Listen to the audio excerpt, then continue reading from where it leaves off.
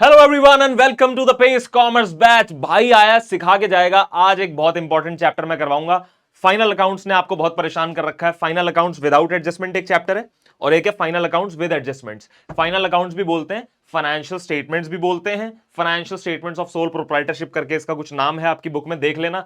Syllabus के बिल्कुल आखिरी दो चैप्टर्स आएंगे और इन दोनों चैप्टर्स को एक चैप्टर मान के पढ़ाई करना। हालांकि मैं भी अलग अलग वीडियोस ही दूंगा आपको, लेकिन ये एक ही चैप्टर है बेसिकली, फाइनल अकाउंट्स बनाना। पूरे साल अकाउंटिंग कर ली, रिकॉर्डिंग की प्रोसेस में देख लिया जर्नल कैसे बनता है, स्पेशल पर्पस बुक्स कैसे बनती हैं, क्लासिफाइंग में देख लिया लेजर पोस्टिंग कैसे होती है, समराइजिंग में आपने देख लिया ट्रायल बैलेंस वगैरह कैसे बनता है। तो अब क्या करें? अब जब पूरे साल से आप जर्नल लेजर वगैरह बना रहे हो, आपने बाकी सारे काम भी कर लिए, बैंक रिकंसिलिएशन स्टेटमेंट भी देख ली, एरर्स को रेक्टिफाई भी कर लिया, तो अब हमें क्या करना है साल के एंड में? बेटा साल के एंड में कोई भी बिजनेसमैन हो, कोई भी प्रोप्राइटर हो, उसको यह क्यूरोसिटी होती है जानने में कि पूरे साल में उसने प्रॉफिट कमाया या उसको लॉस हुआ। उसे कैलकुलेट करना है सर। और एक साल, एक अच्छा खासा 12 महीने का पीरियड बीत गया, तो अब 12 महीने बीतने के बाद हमारे हाथ में क्या है, हमारे हाथ में क्या पोजीशन है, क्या हमारी एसेट है, क्या लाइबिलिटीज और क्या कैपिटल है हमारी आज की डेट में, यह भी आपको पता लगाना है।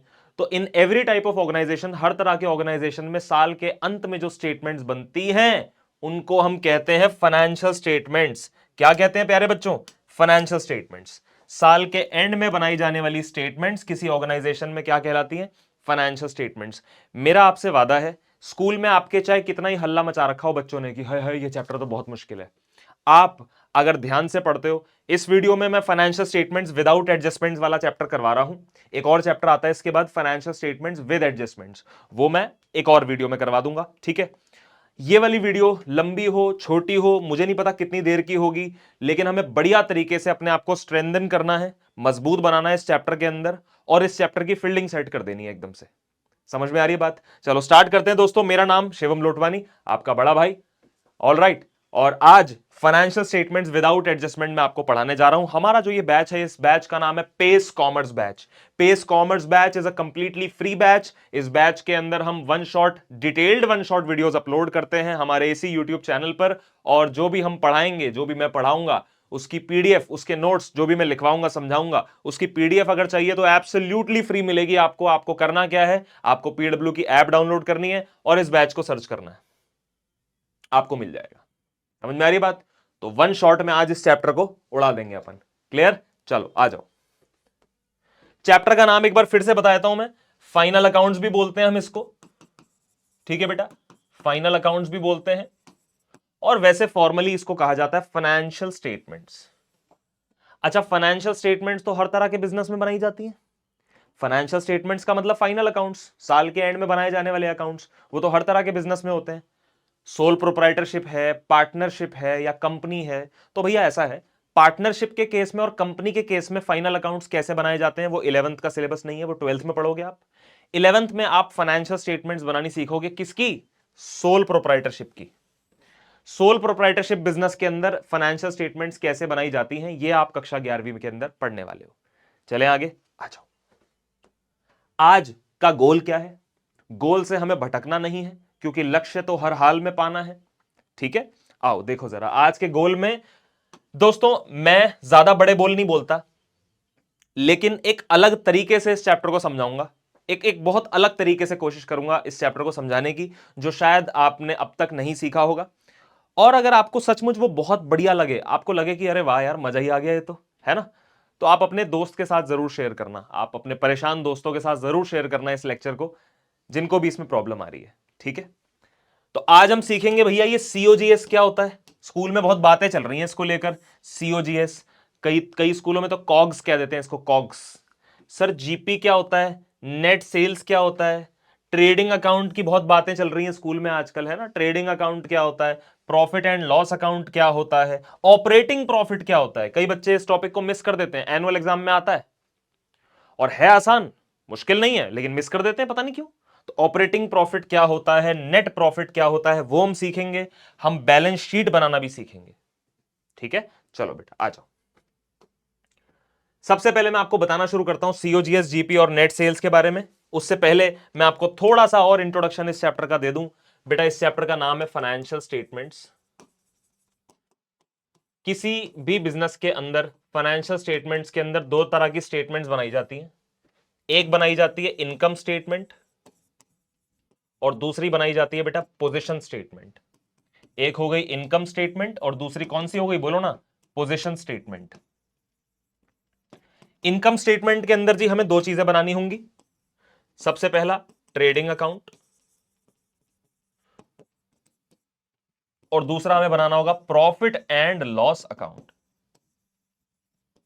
इन दोनों के बारे में आपको ऑलरेडी पता है तो ज्यादा घबराना मत, ठीक है। ट्रेडिंग अकाउंट बनाने से हमें क्या पता चलता है, आपका प्रॉफिट कितना है, लॉस कितना है। ट्रेडिंग अकाउंट आपको देता है ग्रॉस प्रॉफिट, या अगर खर्चे ज्यादा हो जाएंगे तो दे देगा ग्रॉस लॉस। पर आप जानते हैं ग्रॉस प्रॉफिट या gross loss final profit loss नहीं है। ये फाइनल प्रॉफिट या लॉस कौन देगा, प्रॉफिट एंड लॉस अकाउंट। यह आपको देता है नेट प्रॉफिट, कतई फाइनल प्रॉफिट। नेट प्रॉफिट देगा या नेट लॉस देगा, profit and loss account. Clear हो गई बात। तो ये दो अकाउंट्स हैं। ट्रेडिंग अकाउंट आपको बताता है मोटा मोटा प्रॉफिट कितना फैक्ट्री लेवल पर खर्चे तो ऑफिस में भी हो रहे हैं, तो ऑफिस लेवल पे कितना प्रॉफिट या लॉस है वो बताएगा प्रॉफिट एंड लॉस अकाउंट। चलें आगे, अगली चीज क्या बनानी है, पोजीशन स्टेटमेंट। पोजीशन स्टेटमेंट के अंदर कोई अकाउंट नहीं बनाना होता, एक स्टेटमेंट बनानी होती है और उस स्टेटमेंट का नाम है जी बैलेंस शीट। बैलेंस शीट आपको प्रॉफिट या लॉस के बारे में नहीं बताती सर। बैलेंस शीट आपको बताएगी कि आपके पास आज की डेट में है क्या क्या। तो बैलेंस शीट आपको बताती है कि आपके पास कितनी एसेट्स हैं आज की डेट में, कितनी आपके पास लायबिलिटीज हैं, कितना आपके सर पे कर्जा है ना, लायबिलिटीज, और ओनर की कैपिटल कितनी बैठ रही है आज की डेट में। ये आपको बताएगी सर बैलेंस शीट। चलें आगे, आ जाओ। तो मैंने आपको बताया फाइनेंशियल स्टेटमेंट्स जब हम बनाते हैं एक सोल प्रोप्राइटरशिप फर्म के अंदर, सोल प्रोप्राइटरशिप मतलब ऐसा बिजनेस जिसको एक आदमी चला रहा है। पार्टनरशिप और कंपनी के केस में फाइनल अकाउंट्स कैसे बनाए जाते हैं वो 12th का सिलेबस है, इंटरेस्टिंग है, पढ़ोगे आप 12th में, मजा आएगा। तो आइए फिर जरा सीखते हैं, आज का मुद्दा सीखते हैं। आओ देखो जरा, एक छोटी सी कहानी मैं आपको बताना चाहता हूं, इसलिए मैं उसको लिख कर नहीं लाया हूं, ठीक है। एक छोटी सी कहानी मैं आपको बताता हूं। कहानी क्या मतलब, बातें हैं थोड़ी सी ना। साल के शुरुआत में हमारे पास ऑलरेडी कुछ माल अवेलेबल होता है, पता है ना आपको। माल यानी कुछ गुड्स हमारे पास साल के शुरुआत में ऑलरेडी पड़े हुए होते हैं। कहां से पड़े हुए होते हैं, अरे भाई पिछले साल का बचा हुआ माल होता है। जो पिछले साल का बचा हुआ माल होता है क्लोजिंग स्टॉक, उसे हम इस साल बोल देते हैं ओपनिंग स्टॉक, है ना जी, ओपनिंग स्टॉक बोल देते हैं। फिर उसके बाद आप और माल खरीदते हो, है ना, और माल परचेज करते हो आप साल के दौरान, उसको हम बोलते हैं परचेजेस। क्लियर हो गई बात, उसको हम बोलते हैं परचेजेस। और फिर माल खरीदते हैं तो फिर माल अब कच्चा माल है। फर्नीचर का अगर धंधा है तो लकड़ी उठा के नहीं बेच देंगे, उसे बनाना पड़ेगा। फर्नीचर की कोई चीज बनानी पड़ेगी, कुर्सी टेबल ये सब बनाना पड़ेगा, तो प्रोडक्शन में खर्चे लगेंगे जिसको हम बोलते हैं डायरेक्ट एक्सपेंसेस। डायरेक्ट एक्सपेंसेस, समझ में आ रही बात। तो कुल मिला के मेरे पास साल के शुरुआत में जो माल पड़ा हुआ था वो था 5,000 रुपए का, प्लस मैंने और माल खरीदा साल के दौरान, कितने रुपए का खरीदा सर, 90,000 रुपए का। अब जो साल के शुरुआत में आपके पास ऑलरेडी माल पड़ा था वो तैयार माल था, समझ रहे हो। लेकिन ये जो आपने खरीदा है ये कच्चा माल है, रॉ मटेरियल है। मान के चलो कि आपका काम ट्रेडिंग का नहीं है, मैन्युफैक्चरिंग का है। आप बना बनाया माल उठा के बेचते नहीं हो, आप कच्चा माल खरीदते हो, बनाते हो, फिर बेचते हो। समझ में आ रही बात। तो जो साल की शुरुआत में ऑलरेडी आपके पास माल पड़ा हुआ है वो तो पिछले साल का बचा हुआ माल है, तो वो तो पिछले साल हमने तैयार करके रखा होगा ना, बिका नहीं पिछले साल। और खरीदा हमने 90,000 रुपए का, पर ये 90,000 रुपए कच्चा माल है, इसे बनाना पड़ेगा, तैयार करना पड़ेगा, जिसके लिए हमें खर्चे करने पड़ेंगे, जिन्हें हम बोलते हैं डायरेक्ट एक्सपेंसेस। मैंने ऊपर से खर्चा कर दिया 15,000 रुपए। तो अब मेरे पास पूरे साल में कितना माल अवेलेबल है, 90,000 और 20,000, यानी 1,10,000 रुपए का माल मेरे पास पूरे साल में पड़ा था। कुछ पहले से था, कुछ मैंने खरीद लिया, खरीद के उसे बना लिया, तैयार कर लिया। कितने का माल हो गया मेरे पास, 1,10,000 रुपए का। क्लियर। पर इस साल फिर कुछ माल बच गया। इस साल मेरे पे माल बच गया 10,000 रुपए का, और उसे हम बोलते हैं क्लोजिंग स्टॉक। क्या बोलते हैं बेटा, क्लोजिंग स्टॉक। अब जो इस साल बच गया वो फिर अगले साल के लिए ओपनिंग स्टॉक बन जाएगा। अच्छा हेलो, क्लोजिंग स्टॉक जो आपके पास बचा है वो कच्चा माल तो नहीं है ना, तैयार माल है ना, क्योंकि जैसे ही हमने माल को खरीदा था वैसे ही हमने डायरेक्ट एक्सपेंसेस खर्च करके उसको तैयार कर लिया था, कच्ची लकड़ी की कुर्सी बना ली थी हमने, ठीक है। तो फिर माल बच गया, कितने रुपए का बच गया जी? 10,000 रुपए का माल बच गया। क्लियर हुई बात? और इस साल जो मैंने कुल मिला के माल बेच के पैसा कमाया है, इस साल जो मैंने कुल मिला के माल बेच के पैसा कमाया है वो है 1.5 लाख रुपए। कुल मिला के इस साल जो मेरी नेट सेल्स हुई हैं वो हुई है 1.5 लाख रुपए। मैं आपसे पूछता हूं प्रॉफिट कितना है? कोई फॉर्मूला कुछ नहीं होता, कोई कुछ फॉर्मूला नहीं होता। मैं आपसे पूछता हूं प्रॉफिट कितना है। तो प्रॉफिट निकालने का तरीका क्या होता है?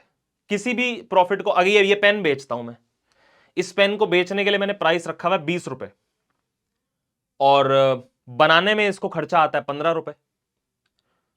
तो जितने की बिक्री हुई है उसमें से माइनस कर दो जितना बनाने में खर्चा आया है, 20 में से 15 माइनस कर दो, 5 रुपए का प्रॉफिट हो गया। अब इधर आ जाओ, टोटल माल, बहुत सारे पेन, हाँ, टोटल माल बेचा कितने में आपने? 1.5 लाख में। और जो आपने बेचा उसको तैयार करने में आपका कितना खर्चा आया? 90,000 रुपए की खरीदारी हुई थी, 15,000 रुपए ऊपर से खर्च करे थे, और ये वाला माल भी तो बिक ही गया है ना, ओपनिंग स्टॉक। समझ में आ रही बात? जो साल के शुरुआत में ओपनिंग स्टॉक था आपके पास वो भी आपके पास से चला गया, बिक गया। परचेजेस जो करी और जो ये वाला माल तैयार करा आपने ये भी बिक गया। ये वाला नहीं बिका, बस 10,000 रुपए का नहीं बिका, तो इस 10,000 रुपए को नहीं लेना। समझ में आ रही बात? तो टोटल आपने जो 5,000 रुपए का माल आपके पास ऑलरेडी था, 90 और 15, इसको ना 90 और 15 को जोड़ के पढ़ो आप, ठीक है? तो ये कितना हो गया जी? 1,05,000। 1,05,000 और 5,000 कितना हो गया? 1,10,000। 1,10,000 का माल आपके पास ऑलरेडी अवेलेबल था, हां या ना? आपके पास 1,10,000 रुपए का माल ऑलरेडी अवेलेबल था, पर क्या सारा का सारा 1,10,000 का बिका क्या? नहीं। हमारे पास 1,10,000 रुपए का माल था अवेलेबल, तैयार, बिकने लायक, पर सारा नहीं बिका। 1,10,000 में से जो बच गया उसे माइनस कर दो, तो आपकी लागत जो आई है 1 लाख रुपए की आई है। समझ में आ रही बात? 1 लाख रुपए की आपकी प्रोडक्शन में कॉस्ट आ गई टोटल। तो सर नेट सेल्स में से अगर मैं माइनस कर दूं प्रोडक्शन कॉस्ट, प्रोडक्शन कॉस्ट मेरी कितनी आई है? 1 लाख रुपए, तो मोटा मोटा आपका प्रॉफिट कितना हो गया? 50,000 रुपए। खत्म हो गई बात, खत्म हो गई बात। तो कभी भी प्रॉफिट निकालने के लिए आपको क्या करना है? जितने की बिक्री हुई उसमें से आपकी जितनी लागत आई है उसे माइनस कर देना है। क्लियर हो गई बात? अब मेरी जो लागत आई है वो 1 लाख तो नहीं थी यार, मेरी तो लागत ज्यादा आई थी, 90,000 और 15,000 रुपए, यही हो गया 1,05,000 रुपए, प्लस 5,000 रुपए का ऑलरेडी जो माल मेरे पे पहले से पड़ा हुआ था वो भी मैंने उठा के बेच दिया, तो मेरी लागत तो ज्यादा आई है यार। मेरी लागत तो 1,10,000 रुपए की आई है, तो फिर मैं यहां पर 1 लाख रुपए क्यों लिख रहा हूं? क्योंकि बेटा आपके पास बेचने वेचने के बावजूद 10,000 रुपए का माल तो बच ही गया ना, उसको थोड़ी खर्चे में कंसीडर करोगे आप, वो तो अगले साल बिकेगा, है ना? तो खर्चों में कंसीडर सिर्फ उस माल को करना है जो एक्चुअली बिका भी है। क्लियर? तो इसलिए मैं आपको बताता हूं 3 चीजों के बारे में मैं आपको बताने वाला हूं। नेट सेल्स का मतलब क्या होता है? नेट सेल्स का मतलब होता है सेल्स माइनस सेल्स रिटर्न। सबसे पहले तो यह समझना, पीछे जो मैंने आपको बताया था ना मेरी सेल हुई है 1.5 लाख रुपए में, वो असल में 1.5 लाख रुपए की नहीं थी, 1,60,000 रुपए की सेल थी, पर 10,000 रुपए का माल मेरे पे वापस कर दिया था कस्टमर ने, इसलिए मैंने 1.5 लाख रुपए लिखा है। तो नेट सेल का मतलब समझ रहे हो कि जितना आपने टोटल माल बेचा उसमें से जितना आपके पास वापस आ गया वो माइनस कर दो, तो नेट सेल्स। दूसरी एक चीज होती है जिसको हम बोलते हैं cost of goods sold. Clear? बचपन में आपको किसी ने सिखाया होगा कि प्रॉफिट का मतलब क्या होता है? प्रॉफिट का मतलब होता है सेल्स माइनस कॉस्ट, है ना? Sales minus cost. लेकिन कॉस्ट पूरी नहीं लेनी, सिर्फ उन गुड्स की कॉस्ट लेनी है जो असल में बिके भी हैं। Cost of goods sold. Clear? अगर मैं पिछले एग्जांपल में देखूं तो मेरी टोटल कॉस्ट कितनी है? मेरी टोटल कॉस्ट तो 1,20,000 रुपए आ गई है, लेकिन 1,20,000 में से 10,000 का माल तो बच ही गया ना। 1,10,000 में से 10,000 का माल तो बच ही गया ना, इसलिए कॉस्ट कितनी ली मैंने? प्रोडक्शन कॉस्ट 1 लाख रुपए सिर्फ। क्लियर? तो कॉस्ट में और कॉस्ट ऑफ गुड्स सोल्ड में अंतर है भाई, कॉस्ट में और कॉस्ट ऑफ गुड्स सोल्ड में अंतर है। बहुत बारीकी से पढ़ा रहा हूं, बहुत बारीकी से, अदरवाइज सीधा ट्रेडिंग अकाउंट शुरू कर देते हैं टीचर लोग। ट्रेडिंग अकाउंट बनाया, ओपनिंग स्टॉक क्लोजिंग स्टॉक ये वो, चलो खत्म, हैप्पी बर्थडे, भागो। बहुत बारीकी से पढ़ा रहा हूं, आओ देखो। तो sir cost of goods sold का फॉर्मूला क्या हुआ? Basically cost of goods sold निकालने का क्या तरीका हुआ? इसी को हम बोलते हैं COGS। इसको निकालने का तरीका है, आपको लेना है ओपनिंग स्टॉक, उसमें आपको जोड़नी है परचेजेस, नहीं नेट परचेजेस,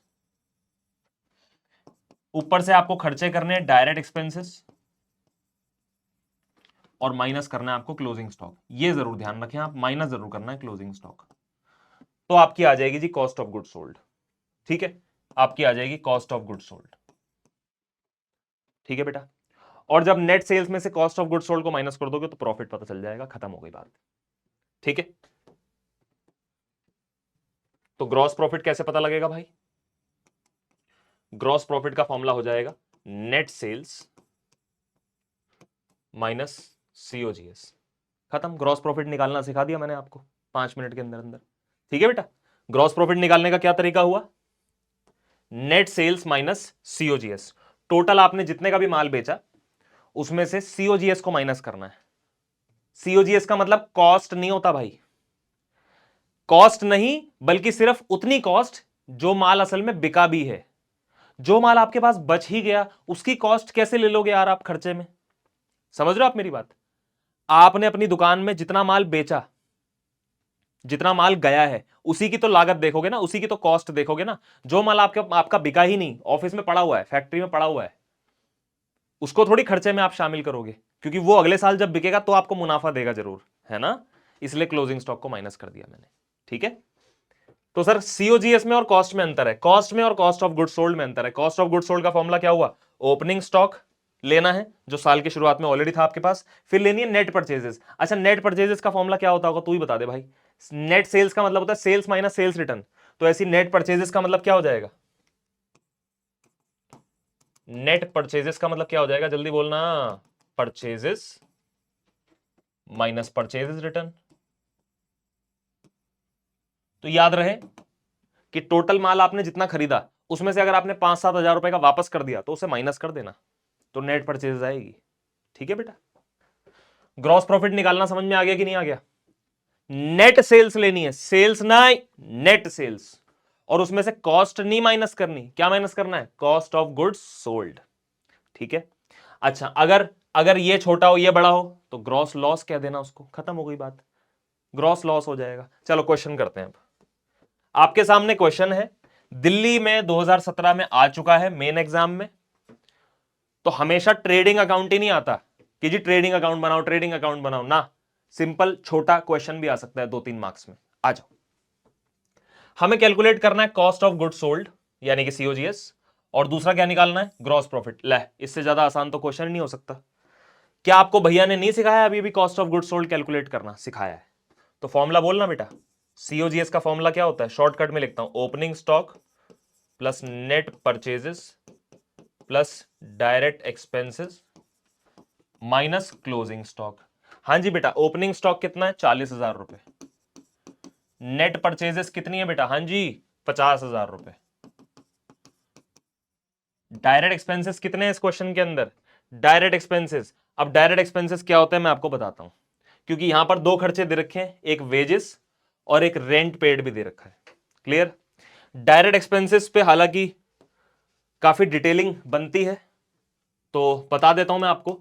बेटा डायरेक्ट एक्सपेंसेस का मतलब होता है जो खर्चे फैक्ट्री के अंदर हो रहे हैं, खत्म हो गई बात। बहुत बहुत तरीके हैं डायरेक्ट एक्सपेंसेस को ऑब्जर्व करने के, क्लासिफाई करने के। सबसे आसान तरीका बताऊं, सबसे आसान, आपने माल को खरीदा, उसके बाद उसके ऊपर कुछ खर्चा करा, लेबर लगाई, है ना, मशीन में माल गया, तैयार हुआ, पेंट हुआ, वगैरह हुआ वगैरह हुआ, और माल जब तक तैयार नहीं हो गया, जब तक फिनिश्ड प्रोडक्ट नहीं बन गया, ठीक है बेटा, क्या बोला मैंने? जब तक फिनिश्ड प्रोडक्ट नहीं बन गया तब तक के आपने जितने भी खर्चे करे वो सारे डायरेक्ट एक्सपेंसेस होते हैं। जैसे एक छोटा सा खर्चा है कैरेज। कैरेज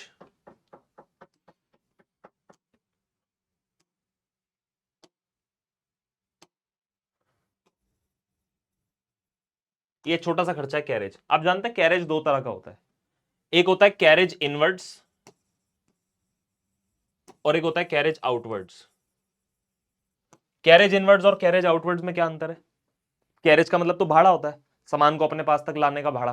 तो ये इनवर्ड आउटवर्ड का क्या चक्कर है बेटा? जब आप सामान को अपने पास मंगा रहे हो तो आप पे करते हो कैरेज, नाम देते हो कैरेज इनवर्ड्स। और जब सामान बन के तैयार हो गया, अब वो बिकने के लिए जा रहा है, तो भी आप पे करोगे कैरेज, नाम दोगे carriage outwards. Sir carriage inward को हम बोलते हैं डायरेक्ट एक्सपेंस, और कैरेज आउटवर्ड को हम बोलते हैं इनडायरेक्ट एक्सपेंस। क्योंकि कैरेज इनवर्ड अगर मैं पे नहीं करूंगा तो सामान मेरे पास आ ही नहीं बन पाएगा, तो फिर प्रोडक्शन कहां से होगी? तो सामान को खरीदने से लेकर बिल्कुल तैयार करने तक के जो खर्चे होते हैं वो डायरेक्ट एक्सपेंसेस होते हैं। और कैरेज आउटवर्ड हमें कब पे करना होता है? जब सामान बन के तैयार हो गया, अब वो बिकने के लिए जा रहा है। हालांकि बेचना भी बहुत जरूरी चीज है भाई, मना नहीं कर रहा मैं, पर उसको हम डायरेक्ट एक्सपेंस नहीं बोलते, इनडायरेक्ट एक्सपेंस बोलते हैं। तो डायरेक्ट एक्सपेंसेस के अगर मैं आपको कुछ एग्जांपल्स दूं तो वेजेस, इनडायरेक्ट में आती है सैलरीज, सैलरी क्योंकि ऑफिस में पे करते हैं हम, फैक्ट्री में नहीं। फैक्ट्री में जो लेबर काम कर रही है पसीने से लथपथ, माल को जो प्रोड्यूस कर रही है लेबर, उसको हम वेजेस देते हैं। तो वेजेस डायरेक्ट एक्सपेंस है। वेजेस के अलावा जितने भी इनवर्ड्स वाले खर्चे होंगे सब डायरेक्ट होंगे। Carriage inwards, freight inwards, cartage inwards. समझ में आ रही बात? फिर मशीनों में जो फ्यूल डलता है, मशीनों में कई बार कोयला डलता है, कोल, गैस डलती है मशीनों में, पावर, पावर से चलती है मशीनें। घर के अंदर मोबाइल चार्ज करने का सॉकेट अलग होता है और पानी की जो मोटर होती है उसका अलग होता है, हाई वोल्टेज करंट चाहिए होता है उसको। तो high voltage electricity is called power, जिससे मशीनें चलती हैं। Indirect, direct expense. बाकी तो देखो, बाकी तो कितने ही टीचर आपको पढ़ा के चले जाएं, जब तक खुद क्वेश्चन नहीं निकालोगे, 10 से 15 क्वेश्चंस नहीं निकालोगे जब तक इस चैप्टर के बड़े बड़े क्वेश्चंस, तब तक आपको डायरेक्ट एक्सपेंसेस और इनडायरेक्ट एक्सपेंसेस में मजा नहीं आएगा। ठीक है, चलो भाई। तो इस क्वेश्चन के अंदर डायरेक्ट एक्सपेंसेस में हम सिर्फ वेजेस लेंगे, रेंट को नहीं लेंगे। ठीक है जी, क्योंकि रेंट अगर फैक्ट्री रेंट लिखा हो तो अलग बात है, अदरवाइज रेंट अगर लिखा है तो वो हम ऑफिस का सबका पे करते हैं ना, तो वो प्रोडक्शन का खर्चा थोड़ी हो गया सिर्फ। तो डायरेक्ट एक्सपेंसेस में हम ले लेंगे जी वेजेस 10,000 रुपए की, और क्लोजिंग स्टॉक को हम माइनस कर देंगे 15,000 रुपए। निकालो भाई कितना आ रहा है सीयूजीएस। 50 और 40 90 और 10, 1,00,000 माइनस 15,000 यानी 85,000 रुपए। 85,000 रुपीज आपका कॉस्ट ऑफ गुड सोल्ड है। ठीक है, क्लोजिंग स्टॉक को माइनस जरूर करना है। अब सर पूछा गया ग्रॉस प्रॉफिट, तो ग्रॉस प्रॉफिट का तरीका क्या होता है भाई?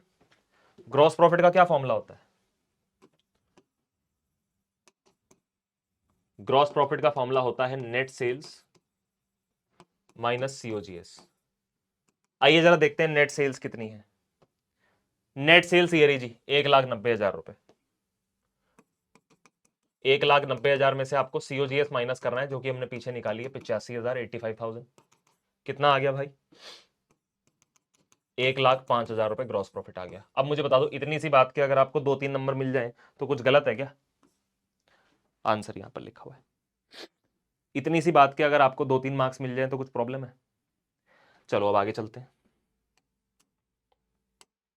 अब मैं आपको बताता हूं ट्रेडिंग अकाउंट क्या होता है। सर देखो, इस क्वेश्चन के अंदर आपने ग्रॉस प्रॉफिट कैलकुलेट करा 1,05,000 रुपए। ग्रॉस प्रॉफिट कैलकुलेट करने के लिए आप ये फॉर्मूला भी यूज कर सकते हो, अदरवाइज एक अकाउंट भी आप बना सकते हो। और वो तो चलो बनाना ही है अकाउंट, ट्रेडिंग अकाउंट तो बनाना ही है, क्योंकि क्लोजिंग स्टॉक को जब हम पहली बार रिकॉर्ड करते हैं साल के एंड पे, तो उसकी एंट्री क्या होती है? Closing stock account debit to trading account.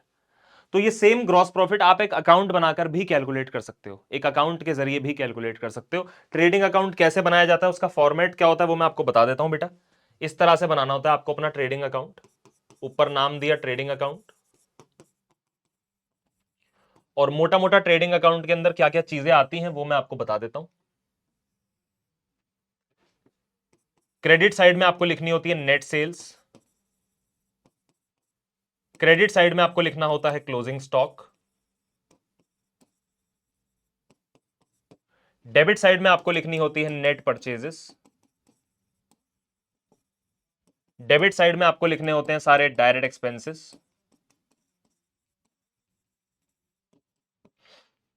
और डेबिट साइड में आपको लिखना होता है ओपनिंग स्टॉक। क्लियर हो गई बात? जब आप नेट सेल्स इधर लिख दोगे, क्लोजिंग स्टॉक को लिख दोगे, तो देखना क्रेडिट साइड का टोटल कितना आ रहा है, और क्रेडिट साइड में से डेबिट साइड के टोटल को माइनस कर देना। क्लियर? अगर क्रेडिट साइड का टोटल ज्यादा आ जाए, सपोज यहां का टोटल आ रहा है 2 लाख और इधर का टोटल आ रहा है सिर्फ 1.5 लाख, तो 50,000 रुपए डिफरेंस बना। अब वो 50,000 वहां थोड़ी लिख दोगे आप, यहीं लिखना पड़ेगा ना। तो बस वही कहलाएगा हमारा ग्रॉस प्रॉफिट। क्या कहलाएगा बेटा? Gross profit. उसको हम इधर लिख देंगे to gross profit carried down के नाम से, सीडी। खत्म हो गई बात। इसी के साथ आपका डेबिट साइड का टोटल भी उतना ही आ जाएगा जितना क्रेडिट साइड का टोटल है। और इन केस अगर डेबिट साइड का टोटल ज्यादा आ जाए तो ग्रॉस लॉस बनेगा और वो वहां लिखा जाएगा। बहुत आसान है, एक क्वेश्चन के जरिए करवाता हूं। ये आपके सामने क्वेश्चन है। आओ सबसे पहले इस क्वेश्चन को रीडिंग करते हैं, बढ़िया ऑब्जर्वेशन लगाते हैं इस क्वेश्चन के अंदर, देखते हैं क्या क्या गिवन है ना। ओपनिंग स्टॉक मिल गया जी 2.5 लाख रुपए मुबारक को। परचेजेस रिटर्न गिवन है इस क्वेश्चन के अंदर, तो परचेजेस 7 लाख मत लेना भाई, नेट परचेजेस लेनी होती है। 7 लाख में से परचेज रिटर्न 22,000 माइनस करनी पड़ेगी सर, तो point to be noted my Lord. उसके अलावा सेल्स रिटर्न भी गिवन है, तो सेल्स 18 लाख देख के खुश मत हो जाना। 18 लाख में से आपने माल वापस भी करा 36,000 रुपए का, माइनस करना पड़ेगा सर। उसके अलावा वेजेस डायरेक्ट एक्सपेंस है, डी लिख रहा हूं। फैक्ट्री की लाइटनिंग भी डायरेक्ट एक्सपेंस है, कैरेज इनवर्ट भी डायरेक्ट एक्सपेंस है, मैन्युफैक्चरिंग के खर्चे भी डायरेक्ट एक्सपेंस है। सारे खर्चे आपको दिख रहा होगा, ये प्रोडक्शन के लिए जरूरी खर्चे हैं। उसके अलावा गैस फ्यूल और पावर से मशीनें चलती हैं, डायरेक्ट एक्सपेंस है। डॉक चार्जेस क्या होते हैं मैं आपको बता देता हूं। सामान जब आप पानी के रास्ते मंगवा रहे होते हो, कच्चा माल या तैयार माल भी, तो बंदरगाह जो हमारा डॉक होता है वहां पर जब सामान उतरता है तो कुछ चार्जेस आपको पे करने होते हैं, that is dock charges, direct expense है। ऑफिस की लाइटनिंग इनडायरेक्ट एक्सपेंस है, ये कंसीडर नहीं करेंगे हम। फैक्ट्री का खर्चा थोड़ी, ऑफिस का खर्चा है ये। कैरेज आउटवर्ड पीछे समझाया था, इनडायरेक्ट एक्सपेंस है, क्योंकि ये परचेजेस पे नहीं पे करना होता, सेल्स पे करना होता है। क्लियर हो रही बात? तो सर केवल डायरेक्ट एक्सपेंसेस ले रहे हो, इनडायरेक्ट एक्सपेंसेस ले नहीं रहे, तो प्रॉफिट सही थोड़ी आएगा। तो मैं कौन सा बोल रहा हूं, ग्रॉस प्रॉफिट फाइनल प्रॉफिट है। अभी वो मोटा मोटा प्रॉफिट है, फाइनल प्रॉफिट फिर निकालना सिखाऊंगा ग्रॉस प्रॉफिट के बाद, जिसको हम बोलते हैं नेट प्रॉफिट। आ जाओ। तो हमें बोला गया prepare a trading account for the year ended 31 मार्च 2025। हमारा कौन सा फाइनेंशियल ईयर है? 24-25। 24-25 वाले फाइनेंशियल ईयर के लिए हमें बनाना है ट्रेडिंग अकाउंट। आ जाओ बेटा, स्टार्ट करते हैं। सारी इंफॉर्मेशन आपके सामने है। अकाउंट मैं घर से बना के लाया हूं, मैं बड़ा स्मार्ट आदमी हूं। ठीक है, कैसे लिखना है जी? यहां पर ये हो गई डेबिट साइड, ये हो गई क्रेडिट साइड। ऊपर क्या हेडिंग देनी है? Trading account. और फिर क्या लिखना है? किस साल के लिए बना रहे हो? For the year ended 31 March 2025। For the year ended 31 March 2025। Clear? क्या तरीका था जी ट्रेडिंग अकाउंट बनाने का? आ जाओ। इधर क्या लिखना होता है आपको? सेल्स नहीं, नेट सेल्स। अब सुनो जरा इधर, या तो फिर एक काम करो, आप लाइन बाय लाइन आइटम पढ़ते चलो और उस तरह से पोस्टिंग करते जाओ, है ना? Very simple. चलो पहले सेल ही लिख देते हैं 18 लाख रुपए की, और सेल रिटर्न 36,000 है। तो बेटा अगर आप यहां पर सेल्स लिख रहे हो ना 18 लाख रुपए की, तो वो फाइनल तो है नहीं, इसलिए मैंने इनर कॉलम में लिखा। और इसमें से मुझे लेस क्या करना है? मुझे लेस करना है सेल्स रिटर्न। कितना? 36,000। समझ में आ रही बात? तो ये कितना हो जाएगा? 17,64,000। 17,64,000 रुपए की आपकी कुल बिक्री, नेट सेल्स, इसलिए वो मैंने आउटर कॉलम में लिखा है। उसके अलावा मुझे यहां पर क्या लिखना होता है? Closing stock. क्लोजिंग स्टॉक कितना है भैया? क्लोजिंग स्टॉक है 6 लाख रुपए। ये देखो नीचे गिवन है 6 लाख रुपए का क्लोजिंग स्टॉक। लिख दो भाई। बस क्रेडिट साइड में और कुछ नहीं आता। अब आते हैं डेबिट साइड पे और लिखते हैं जी अपना ओपनिंग स्टॉक।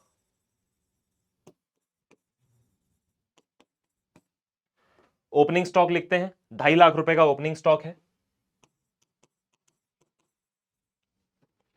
इसके अलावा परचेजेस रिटर्न गिवन है, तो परचेज 7 लाख लिखो, पर इनर कॉलम में लिखो। आओ देखो कैसे, इधर लिखो आप to purchases,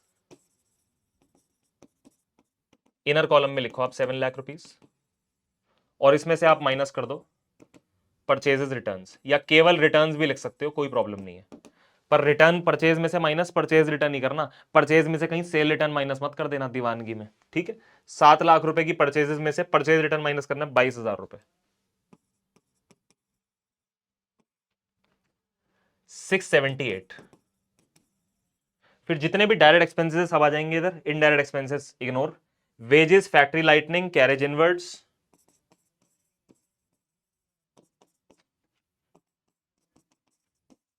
wages, factory lightning, carriage inwards,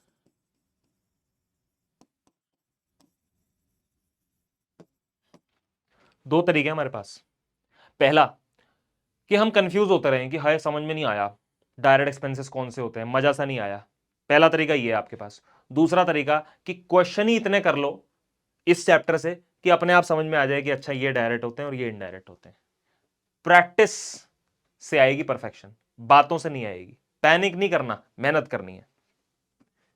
wages, factory lightning और कैरेज इनवर्ड कितना कितना हो गया? 2 6 96 और 34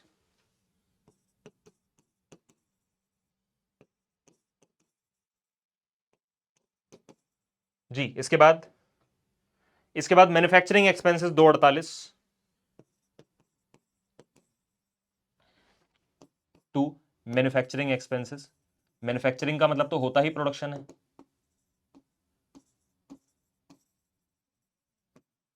मैन्युफैक्चरिंग एक्सपेंसेस हो गए जी 248। इसके अलावा ये दो खर्चे और हैं, गैस फ्यूल पावर और डॉक चार्जेस।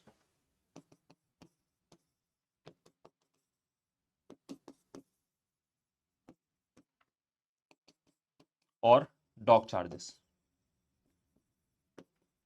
ठीक है जी। गैस फ्यूल पावर और डॉक चार्जेस का अमाउंट कितना है? 75 और 8।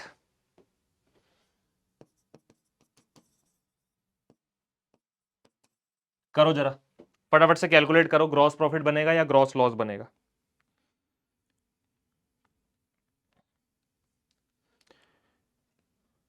मैं जरा एसी चलवा लूं यार, गर्मी लग रही है, सर्दी के मौसम में भी गर्मी लग रही है मुझे। करो करो तुम लोग, क्रेडिट साइड डेबिट साइड का टोटल करो।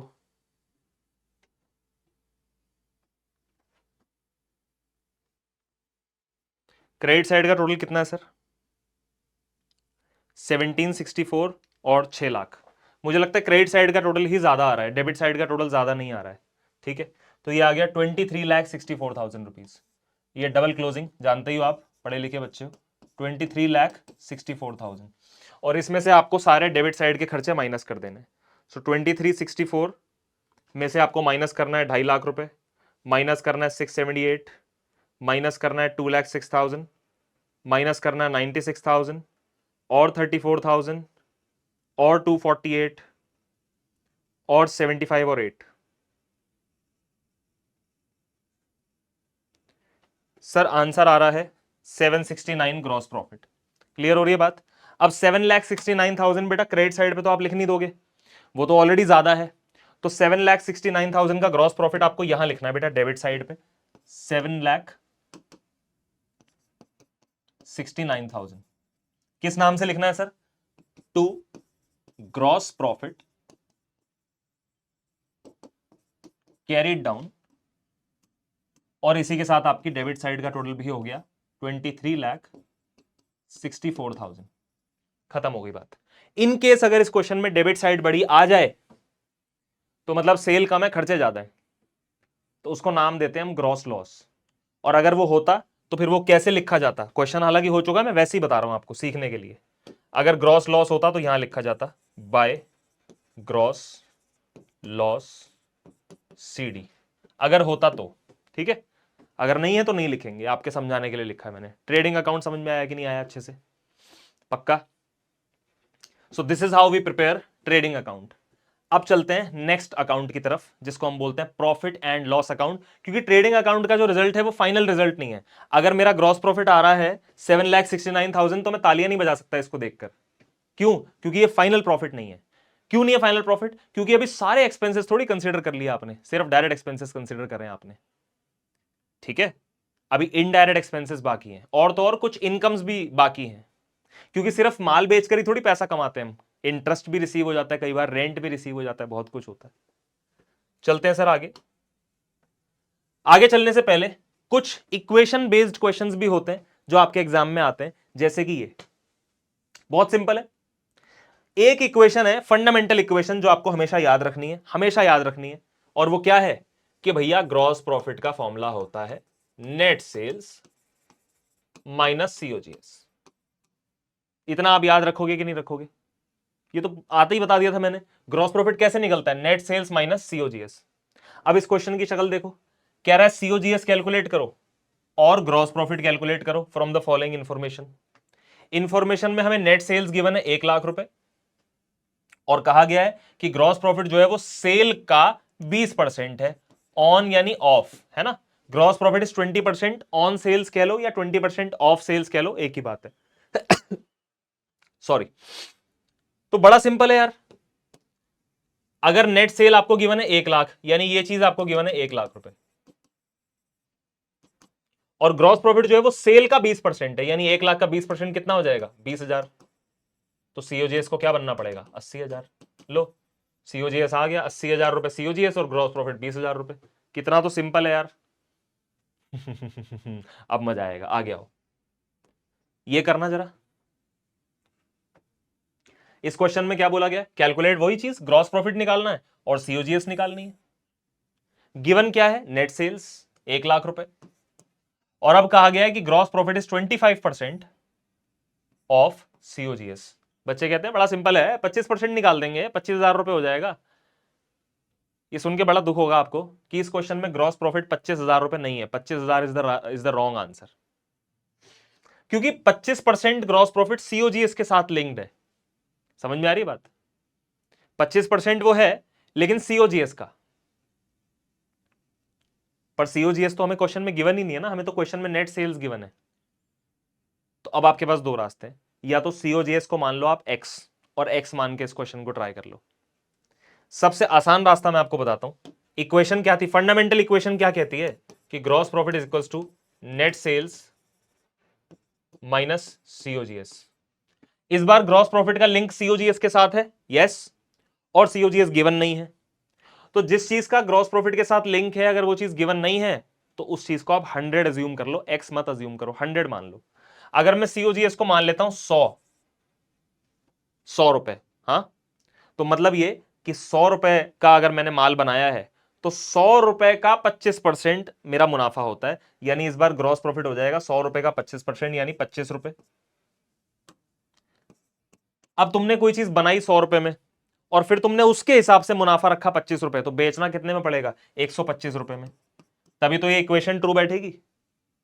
क्लियर?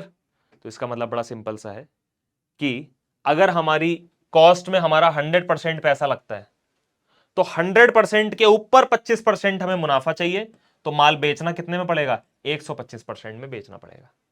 क्लियर हो गई बात? अब आपको 1% की वैल्यू निकालनी है।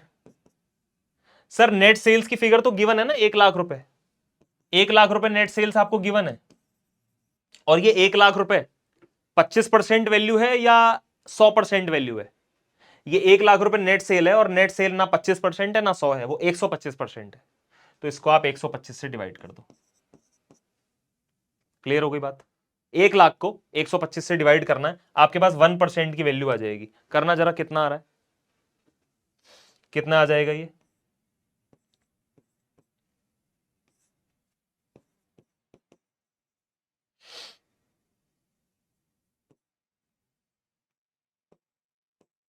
$800। क्लियर?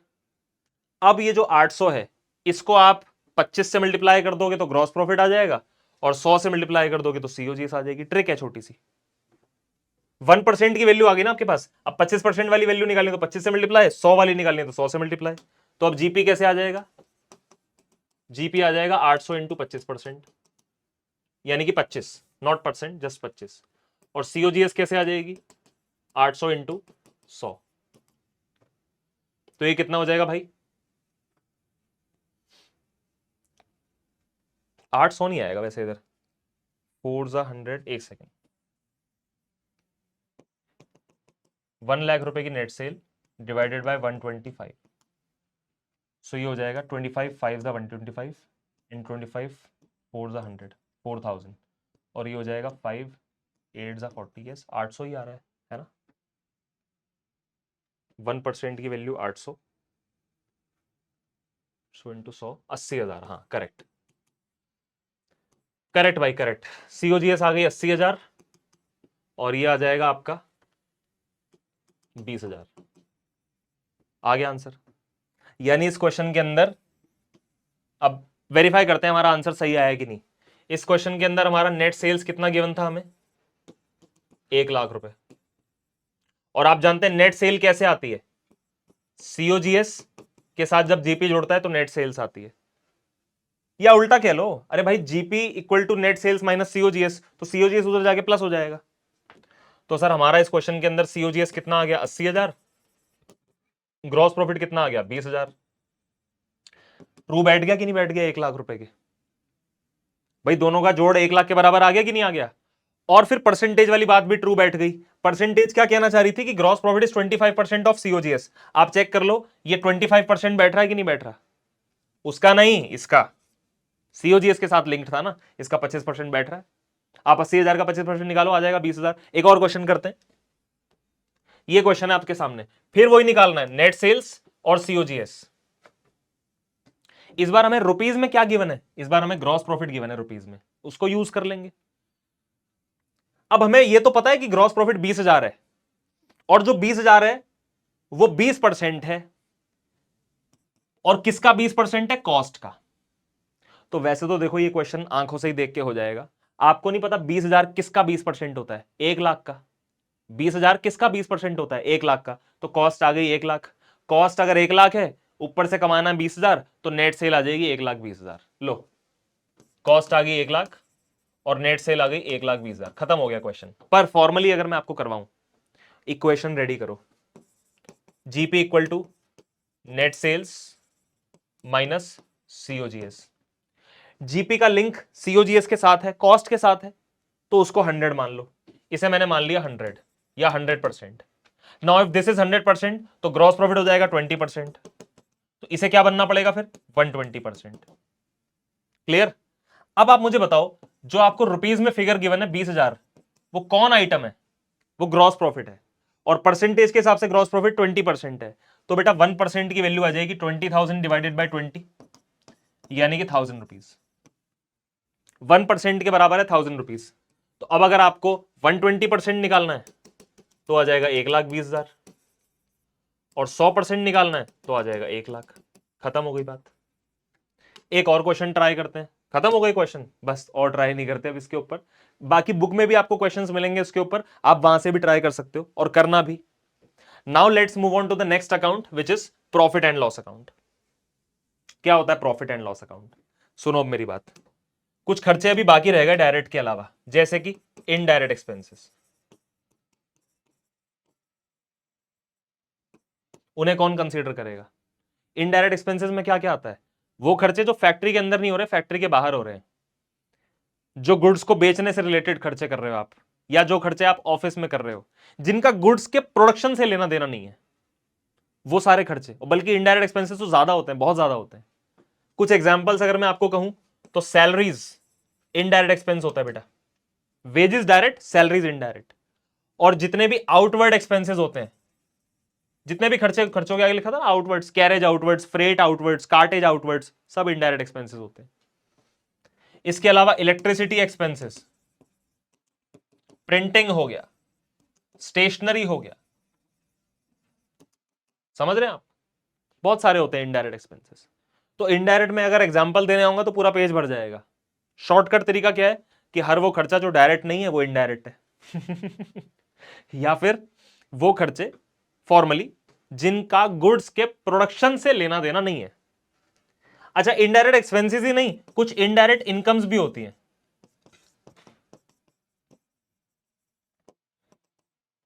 जैसे डायरेक्ट इनकम तो हमारी एक ही है, गुड्स को बेचना।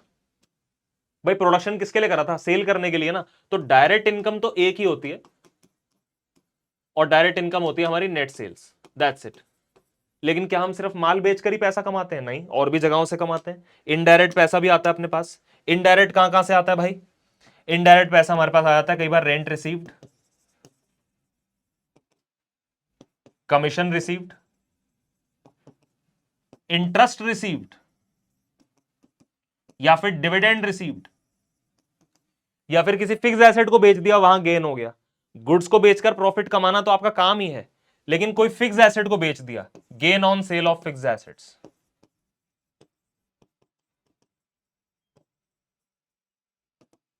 समझ रहे हैं आप? So all these are indirect expenses. Question करते हैं sir, profit and loss account के ऊपर क्वेश्चन करते हैं, बट उससे पहले प्रॉफिट एंड लॉस अकाउंट का पैटर्न मैं आपको बताता हूं। प्रॉफिट एंड लॉस अकाउंट कैसे बनाया जाएगा, वही टी शेप का फॉर्मेट होगा। और प्रॉफिट एंड लॉस अकाउंट की शुरुआत कैसे होगी? ट्रेडिंग अकाउंट बनाने के बाद। बगैर ट्रेडिंग अकाउंट बनाए आप profit and loss account prepare नहीं कर सकते, क्योंकि प्रॉफिट एंड लॉस अकाउंट की शुरुआत में आपको ट्रेडिंग अकाउंट का रिजल्ट लिखना होता है। सपोज ट्रेडिंग अकाउंट ने आपको दिया ग्रॉस प्रॉफिट, तो प्रॉफिट एंड लॉस अकाउंट के अंदर वो ग्रॉस प्रॉफिट आपको यहां उठा के लिखना है, सबसे पहले लिखना है bye gross profit brought down. Trading account बनाते वक्त लिखा था ग्रॉस प्रॉफिट कैरिड डाउन, यहां लिख दिया ग्रॉस प्रॉफिट ब्रॉट डाउन। अच्छा सर, अगर ट्रेडिंग अकाउंट ने ग्रॉस लॉस दिया तो वो भी यहां लिखना पड़ेगा, आपको इधर लिखना पड़ेगा to gross loss brought down. इसके अलावा जितने भी इनडायरेक्ट एक्सपेंसेस और लॉसेज हैं सब डेबिट साइड आ जाएंगे।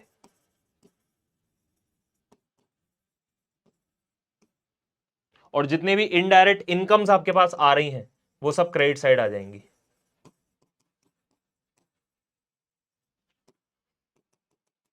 फाइनली अगर क्रेडिट साइड बड़ी आती है तो नेट प्रॉफिट बनेगा और उसको लिखना पड़ेगा इधर टू नेट प्रॉफिट। और अगर गलती से डेबिट साइड बड़ी आ जाती है तो नेट लॉस बनेगा, उसे यहां लिखना पड़ेगा बाय नेट लॉस। खत्म हो गई बात। अब एक क्वेश्चन है, 10 सेकंड का टाइम दूंगा मैं आपको, इतने में पानी पी लूं। और आप जरा इस क्वेश्चन के अंदर आइटम्स की शक्ल देखो, सिर्फ रीडिंग करो इस क्वेश्चन की, करो शाबाश। पढ़ लिया बेटा? लिखा है इस क्वेश्चन के अंदर, from the following information prepare profit and loss account for the year ended 31 March 2025। Very easy. और जो हमें चाहिए वो ऑलरेडी गिवन है, ग्रॉस प्रॉफिट ऑलरेडी गिवन है, यानी ट्रेडिंग अकाउंट बन चुका है, ट्रेडिंग अकाउंट हमारा छोटा अकाउंटेंट बना चुका है और ग्रॉस प्रॉफिट निकाल चुका है, जो कि है 1,30,000। ग्रॉस लॉस नहीं है इसका मतलब। शुरुआत करेंगे प्रॉफिट एंड लॉस अकाउंट की।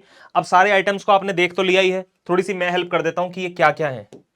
Sir profit and loss account के अंदर क्या चाहिए आपको? इनडायरेक्ट एक्सपेंसेस और इनडायरेक्ट इनकम। इनडायरेक्ट इनकम को पता लगाना बहुत ईजी है। डायरेक्ट इनकम एक होती है सेल्स, उसके अलावा कहीं से भी कमाई आ रही है, इनडायरेक्ट इनकम है वो। चलो indirect expenses, rent indirect expense है, सैलरी इनडायरेक्ट एक्सपेंस है। साथ साथ बताते चलता हूं, लिखा हो अगर फैक्ट्री रेंट तो डायरेक्ट एक्सपेंस, सैलरी की जगह वेजेस लिखा हो तो भी डायरेक्ट एक्सपेंस। और अगर कंबाइंड ज्वाइंट आइटम देता है, कई बार लिखता है वेजेस एंड सैलरीज और टोटल देता है 35,000। अब 35,000 में से कितनी वेजेस है कितनी सैलरीज है मैं कैसे पता लगाऊं? तो अगर वो कहता है वेजेस एंड सैलरीज तो पूरे कोई डायरेक्ट मान लेते हैं, अगर बोले सैलरीज एंड वेजेस तो पूरे कोई इनडायरेक्ट मानेंगे। कमीशन पेड भी इनडायरेक्ट एक्सपेंस है, लोन पे ब्याज पे कर रहे हो वो भी इनडायरेक्ट एक्सपेंस है, एडवर्टाइजमेंट पे पैसा खर्च कर रहे हो इनडायरेक्ट एक्सपेंस है, इंटरेस्ट रिसीव्ड तो इनकम हो गई ना भाई, तो ये इनडायरेक्ट इनकम है, डिस्काउंट दे रहे हो इनडायरेक्ट एक्सपेंस है। लेकिन अगर डिस्काउंट मिल रहा है तो ये इनकम है, इनडायरेक्ट इनकम। प्रिंटिंग और स्टेशनरी पे किया गया खर्चा इनडायरेक्ट एक्सपेंस, लीगल खर्चा इनडायरेक्ट एक्सपेंस, ऑफिस का जनरल खर्चा इनडायरेक्ट एक्सपेंस, कहीं से भी फैक्ट्री की खुशबू नहीं आएगी आपको। Loss by fire indirect expense, depreciation भी इनडायरेक्ट एक्सपेंस, मिसलीनियस इनकम छोटा मोटा कबाड़ बेच के पैसा कमा लिया ये भी इनडायरेक्ट इनकम। तो आइए बनाते हैं प्रॉफिट एंड लॉस अकाउंट। वही लिखना है जो ट्रेडिंग अकाउंट के वक्त लिखा था, यहां लिख देना है बस प्रॉफिट एंड लॉस अकाउंट, और फिर लिखना है for the year ended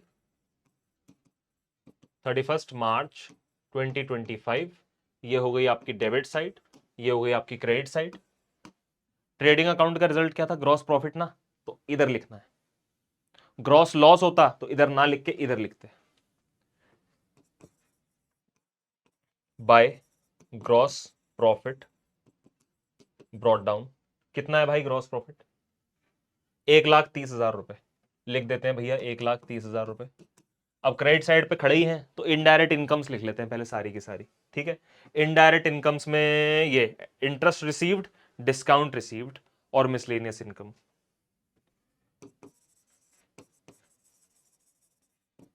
interest received,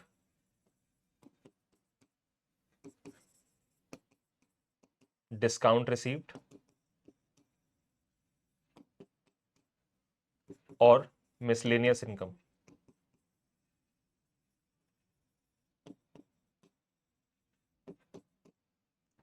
कितना कितना है ये?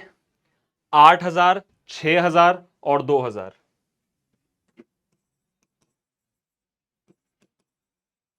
फाइनल अकाउंट्स का क्वेश्चन करते वक्त गलती होने के बहुत चांसेस होते हैं, तो अपने क्वेश्चन को फाइनलाइज करने से पहले रीचेक जरूर करना। मतलब सपोज ट्रेडिंग अकाउंट बना रहे हो, जब तक आइटम फेंक रहे हो तब तक कोई प्रॉब्लम नहीं है, लेकिन जब बिल्कुल फाइनल करने जा रहे हो, ग्रॉस प्रॉफिट कैलकुलेट करने जा रहे हो या किसी भी साइड का टोटल लिखने जा रहे हो, भाई क्रॉस चेक कर लेना। एग्जाम में अगर मैच नहीं हुआ, सपोज बैलेंस शीट मैच नहीं हुई, कसम से खून के आंसू रोते हैं बच्चे। ठीक है, आ जाओ इधर। पीछे देखा एक क्वेश्चन के अंदर मैं सही कर रहा था, फिर भी मैंने वेरीफाई करा और फिर भी आंसर वही आया, है ना? तो ये क्रेडिट साइड लिख दीजिए मैंने। अब मैं अभी से टोटल नहीं कर लूंगा क्रेडिट साइड का, क्या पता डेबिट साइड बड़ी आ जाए, है ना? चलो भाई, इधर लिखते हैं sir indirect expenses, rent, salary, commission paid.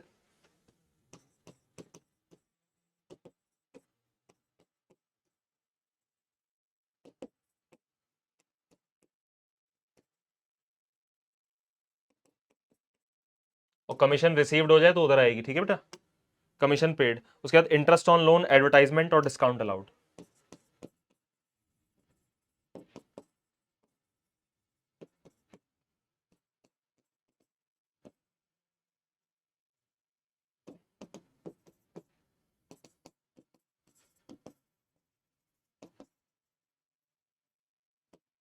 Values, rent, salary, commission 5, 35, 19।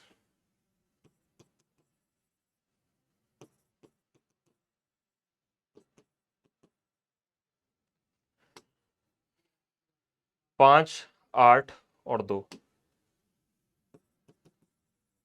मजा आ रहा है? परेशान तो नहीं हो रहे? मजा आ रहा है तो जरा लिख दो कमेंट्स में कि यस सर, लर्निंग को एंजॉय कर रहा हूं मैं। ठीक है, चलो भाई। इसके बाद इनडायरेक्ट एक्सपेंस अगला, प्रिंटिंग, स्टेशनरी, लीगल और ऑफिस एक्सपेंसेस।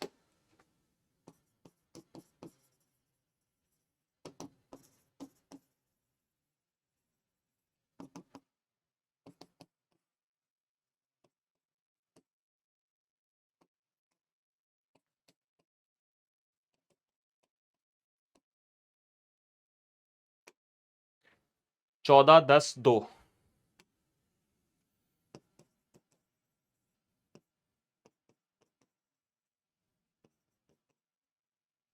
इसके अलावा दो खर्चे और बचे,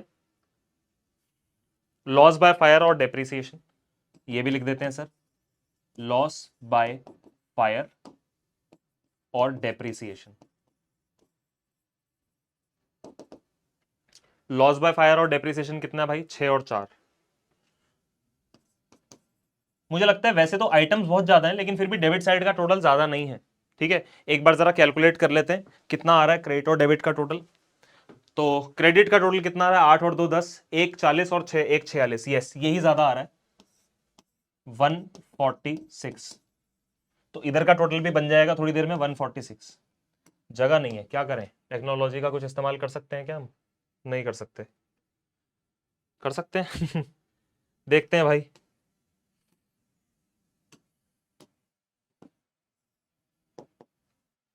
थोड़ा फॉर्मेट छोटा पड़ गया, इसलिए थोड़ा एक्सटेंडेड फॉर्मेट का इस्तेमाल कर रहे हैं हम। ठीक है, इधर आ गया आपका 146। अब नेट प्रॉफिट देखते हैं बेटा कितना बन रहा है। 146 में से आपको सारे खर्चे माइनस करने। खर्चे कितने बैठ रहे हैं ये जरा चेक कर लेते हैं एक बार।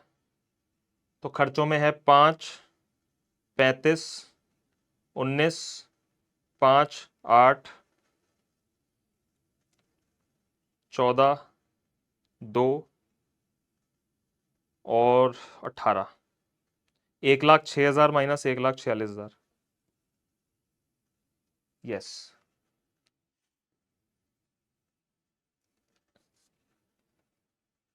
130। और कोई इनकम इनकम तो नहीं है भाई? यस, डेप्रिसिएशन लिख दिया मैंने। डेप्रिसिएशन का अमाउंट नहीं लिखा अभी हमने। डेप्रिसिएशन का अमाउंट कितना है भाई? 4,000 रुपए डेप्रिसिएशन का अमाउंट।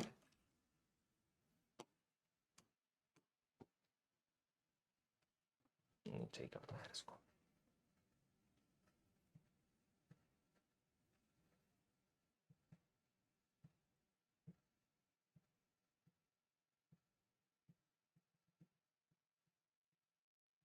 पूरा फना 4,000 रुपए डेप्रिसिएशन का अमाउंट है।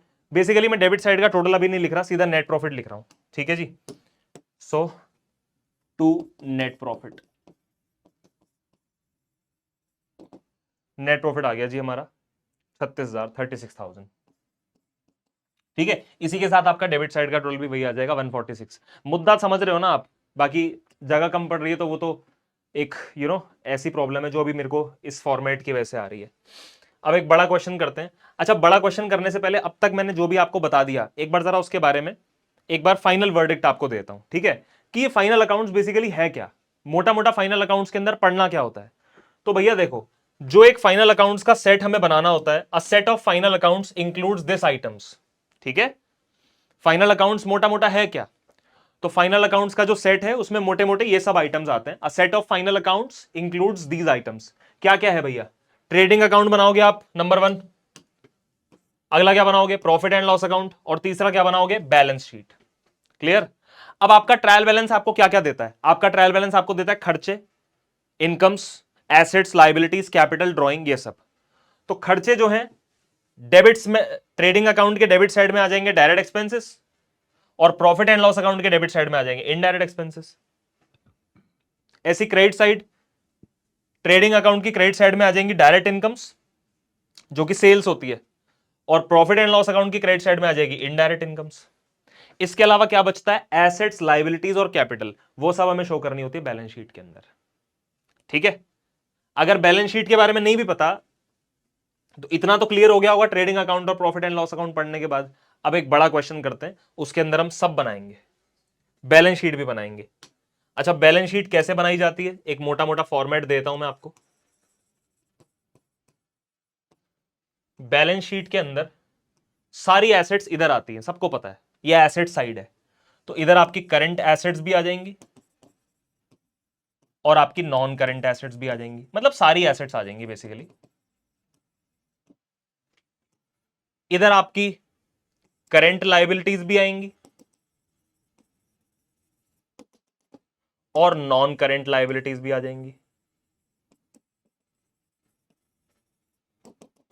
उसके बाद यहां आती है कैपिटल। अब कैपिटल कैसे आएगी मैं आपको बताता हूं। जितनी भी कैपिटल क्वेश्चन में गिवन है ना, उसमें से आप ड्राइंग्स अगर गिवन है तो माइनस कर दो। भाई पूरे साल अगर ओनर ने ड्राइंग भी करी है कुछ, तो पहले आप उसे माइनस कर दो, और उसके बाद इसमें हमें ऐड करना है जितना भी नेट प्रॉफिट आया है। ग्रॉस प्रॉफिट कतई ऐड नहीं करना, नेट प्रॉफिट ऐड करना है। सर नेट लॉस हो तो माइनस कर देना है, और फिर जो फाइनल कैपिटल आएगी वो आउटर कॉलम में आ जाएगी, आपकी बैलेंस शीट मैच हो जाएगी।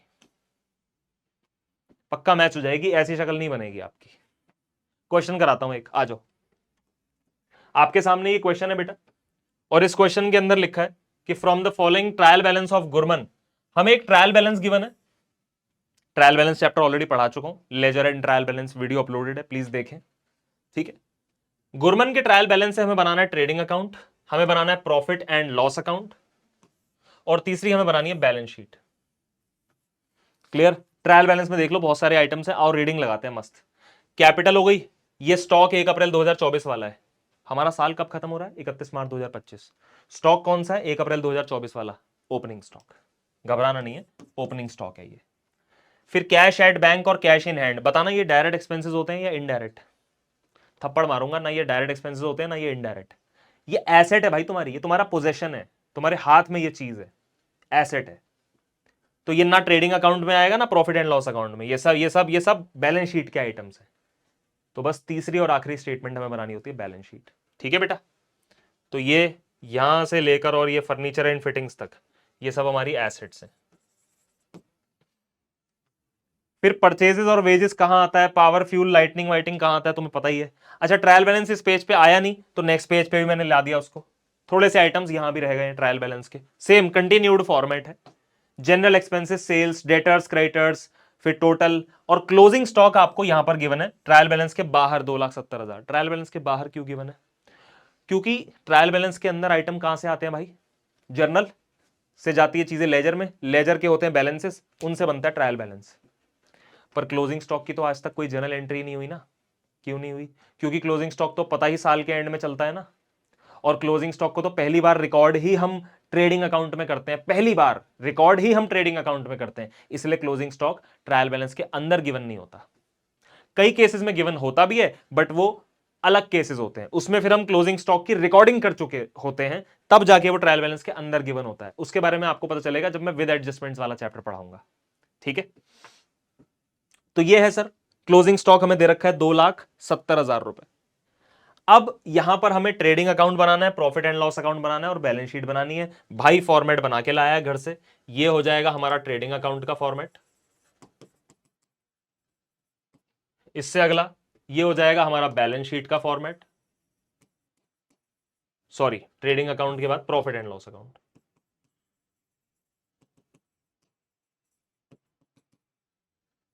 ठीक है। अब बैलेंस शीट का फॉर्मेट भी देखो बनेगा तो ऐसे ही, बस हाँ बैलेंस शीट में पर्टिकुलर्स पर्टिकुलर्स नहीं आएंगे, एसेट्स और लायबिलिटीज आती हैं, तो इसका नाम हम बदल देंगे। ठीक है, तो ये हमारी बैलेंस शीट हो गई बेटा, और ये हमारी हो गई बैलेंस शीट की एसेट्स वाली साइड, ये हो गई लायबिलिटीज साइड। खत्म हो गई बात। बैलेंस शीट में डेबिट क्रेडिट मत लिखना, बहुत पिटाई करूंगा। और एक और चीज, बैलेंस शीट बनाते वक्त आपको हमेशा लिखना है as at, for the year ended नहीं लिखना, लिखना है एज एट। जिस दिन आप बैलेंस शीट बना रहे हो वो डेट, यानी 31 मार्च 2025। क्लियर? अब आपको पता नहीं, आप स्कूल टीचर या जिनसे भी आप पढ़ते हो उन्हें पता नहीं कैसे सिखाया है उन्होंने आपको, पर मैं एक तरीका बता रहा हूं जिससे गलतियों के चांसेस 50% से मिनिमाइज हो जाते हैं। मैंने भी अपने बड़ों से सीखा है, मैं आपको सिखा रहा हूं। फ्लॉन्ट नहीं मार रहा मैं कि मैं तो जी सबसे तगड़ा टीचर हूं हिंदुस्तान का, ना जी ना। मैंने अपने बड़ों से सीखा है, मैं आपको सिखाना चाहता हूं। Sir trading account, profit and loss account और बैलेंस शीट, तीनों चीजें साथ साथ बनाते हुए चलो आप, साथ साथ। तो ऐसा नहीं करना कि पहले पूरा ट्रेडिंग अकाउंट बनाएंगे, फिर उसका रिजल्ट आएगा, फिर हम चलेंगे प्रॉफिट एंड लॉस अकाउंट में। टाइम लगता है यार बहुत, क्योंकि अगर आप पहले सिर्फ ट्रेडिंग अकाउंट का टारगेट लोगे तो आप ट्रायल बैलेंस के अंदर ढूंढोगे ट्रेडिंग अकाउंट का आइटम कहां है कहां है कहां है कहां है। ऐसा नहीं करना, शुरू से चलो और जो आइटम जहां से भी बिलोंग करता है उसे वहां वहां फेंक के आ जाओ, खत्म हो गई बात। जैसे कैपिटल हमारी 10 लाख रुपए गिवन है, सबको पता है कैपिटल बैलेंस शीट में आती है, चलो ना फिर ये रही कैपिटल, यहां लिख दो 10 लाख रुपए। आउटर कॉलम में अभी नहीं जाएगी क्योंकि इसमें कुछ चेंजेस होंगे। बाकी पता है ना कौन सी चीज कहां जाती है? ट्रेडिंग अकाउंट में इधर डायरेक्ट एक्सपेंसेस, इधर डायरेक्ट इनकम, सेल्स और closing stock. Profit and loss account के अंदर इधर इनडायरेक्ट एक्सपेंसेस लॉसेस, इधर इनडायरेक्ट इनकम्स। बैलेंस शीट में इधर सारी एसेट्स करंट हो नॉन करंट हो, इधर कैपिटल और लायबिलिटीज आपकी। ठीक है, कैपिटल कहां लिख दी मैंने? ट्रेडिंग अकाउंट में लिख दी, वाह जी वाह, दीवान की देखो मेरी। तो इधर आ जाएगी जी आपकी कैपिटल 10 लाख रुपए।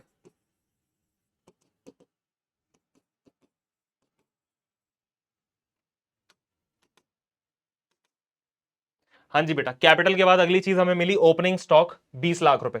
चलते हैं ट्रेडिंग अकाउंट में जाके लिख देते हैं, to opening stock account 20 lakh rupees.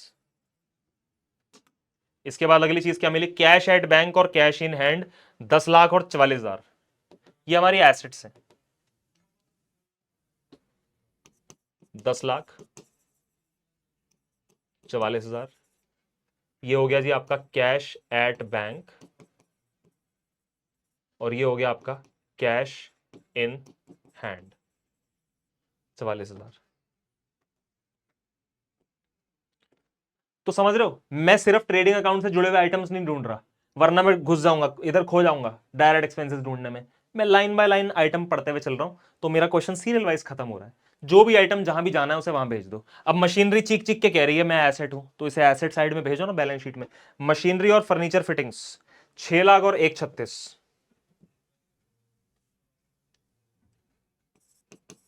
6 lakh और 136,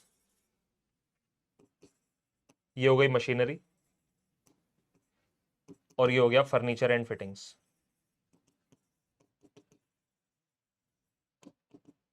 ठीक है, और क्या है जी?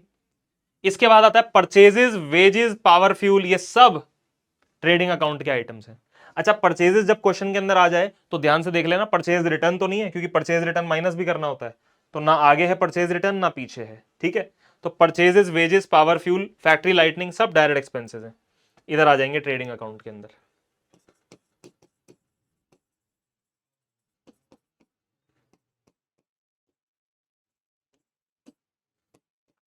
पावर एंड फ्यूल जिससे मशीनें चलती हैं, फैक्ट्री की लाइटनिंग, फैक्ट्री में लाइट नहीं होगी तो प्रोडक्शन कहां से होगा?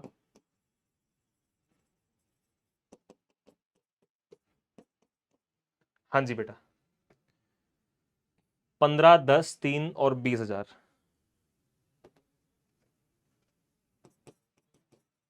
15, 10, 3 और 20,000 फैक्ट्री लाइटनिंग। ठीक है जी। इसके अलावा अब देखो यहां तक आ गए ना हम, अब यहां तक हमारा पूरा क्वेश्चन कंप्लीट हो गया। इससे साइकोलॉजिकल प्रेशर भी कम हो जाता है हमारा।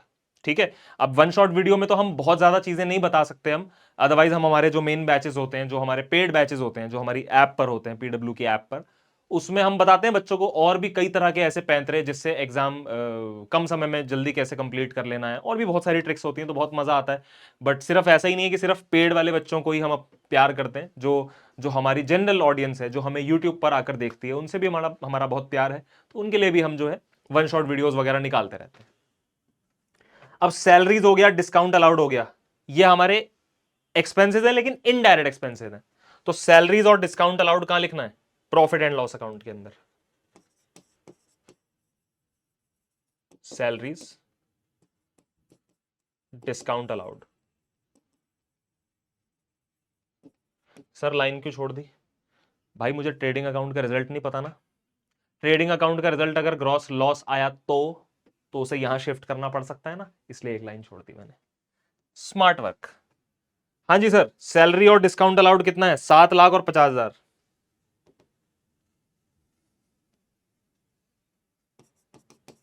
7,50,000।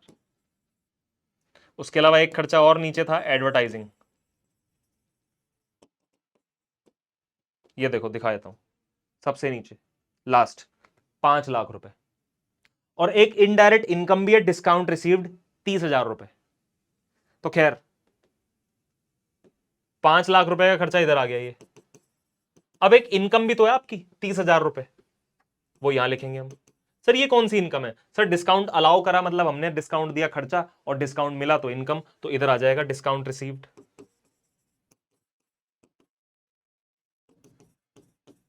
Bye discount received account. खेल खेल में ट्रायल बैलेंस का फर्स्ट पेज कंप्लीट हो गया। आप देख सकते हैं फर्स्ट पेज का कोई भी आइटम ऐसा नहीं बचा जिसको हमने उसकी सही जगह पर ना फेंका हो। ठीक है, अभी क्रॉस चेक भी करेंगे, रीचेक भी करेंगे, ऐसी बात नहीं है। अब आता है ट्रायल बैलेंस का अगला page, general expenses, sales. Sales 50 lakh trading account में आता है।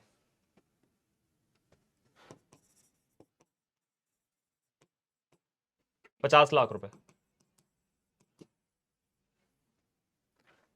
जनरल एक्सपेंसेस कितने हैं भाई? 4 लाख रुपए, ये पीएनएल अकाउंट में आ जाएंगे।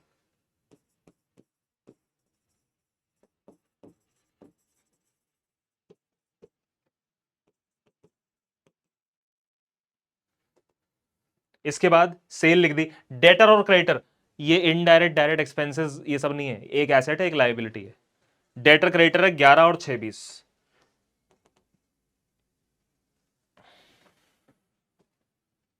इधर आ जाएंगे आपके सनरी क्रेडिटर्स। सनरी क्रेडिटर्स भी लिख सकते हो या केवल क्रेडिटर्स भी लिख सकते हो। इधर आ जाएंगे आपके सनरी क्रेडिटर्स। ये है 11 लाख, और क्रेडिटर है आपके 6,20,000। ठीक है बेटा, डेटर 11,00,000, क्रेडिटर 6,20,000, खत्म हो गई बात, ट्रायल बैलेंस खत्म। अब एक चीज बची है बस, जो ट्रायल बैलेंस के बाहर है, जो कि आपका क्लोजिंग स्टॉक है 2,70,000। सर मैं आपको बता दूं, क्लोजिंग स्टॉक 2,70,000 रुपए दो जगह पे पोस्ट करना है आपको। ट्रेडिंग अकाउंट में तो हम करते ही हैं, पर बेटा जो आज हाथ में आपके स्टॉक है वो आपकी एसेट भी तो है साथ ही साथ।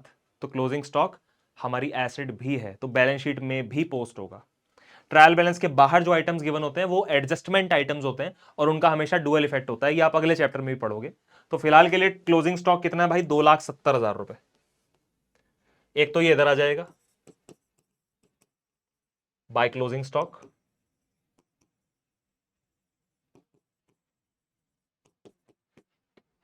और ये 2,70,000 रुपए आपका बैलेंस शीट में भी आ जाएगा एसेट साइड में। केवल स्टॉक भी लिख सकते हो, क्लोजिंग स्टॉक भी लिख सकते हो।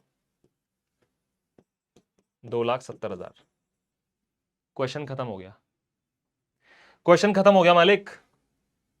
कोई आइटम नहीं बचा जिसकी हमने बात ना की हो, जिसको हमने पोस्ट ना किया हो। अब जरा चेक करते हैं हमारा आंसर मैच हो रहा है कि नहीं हो रहा। तो अब सबसे पहले हम क्लोज करेंगे ट्रेडिंग अकाउंट को, देखते हैं ट्रेडिंग अकाउंट का टोटल कितना आ रहा है। भाई साहब क्रेडिट साइड का टोटल ही ज्यादा आएगा, देखो ना 50 पेटी पड़ा है उधर, तो 52,70,000 रुपए।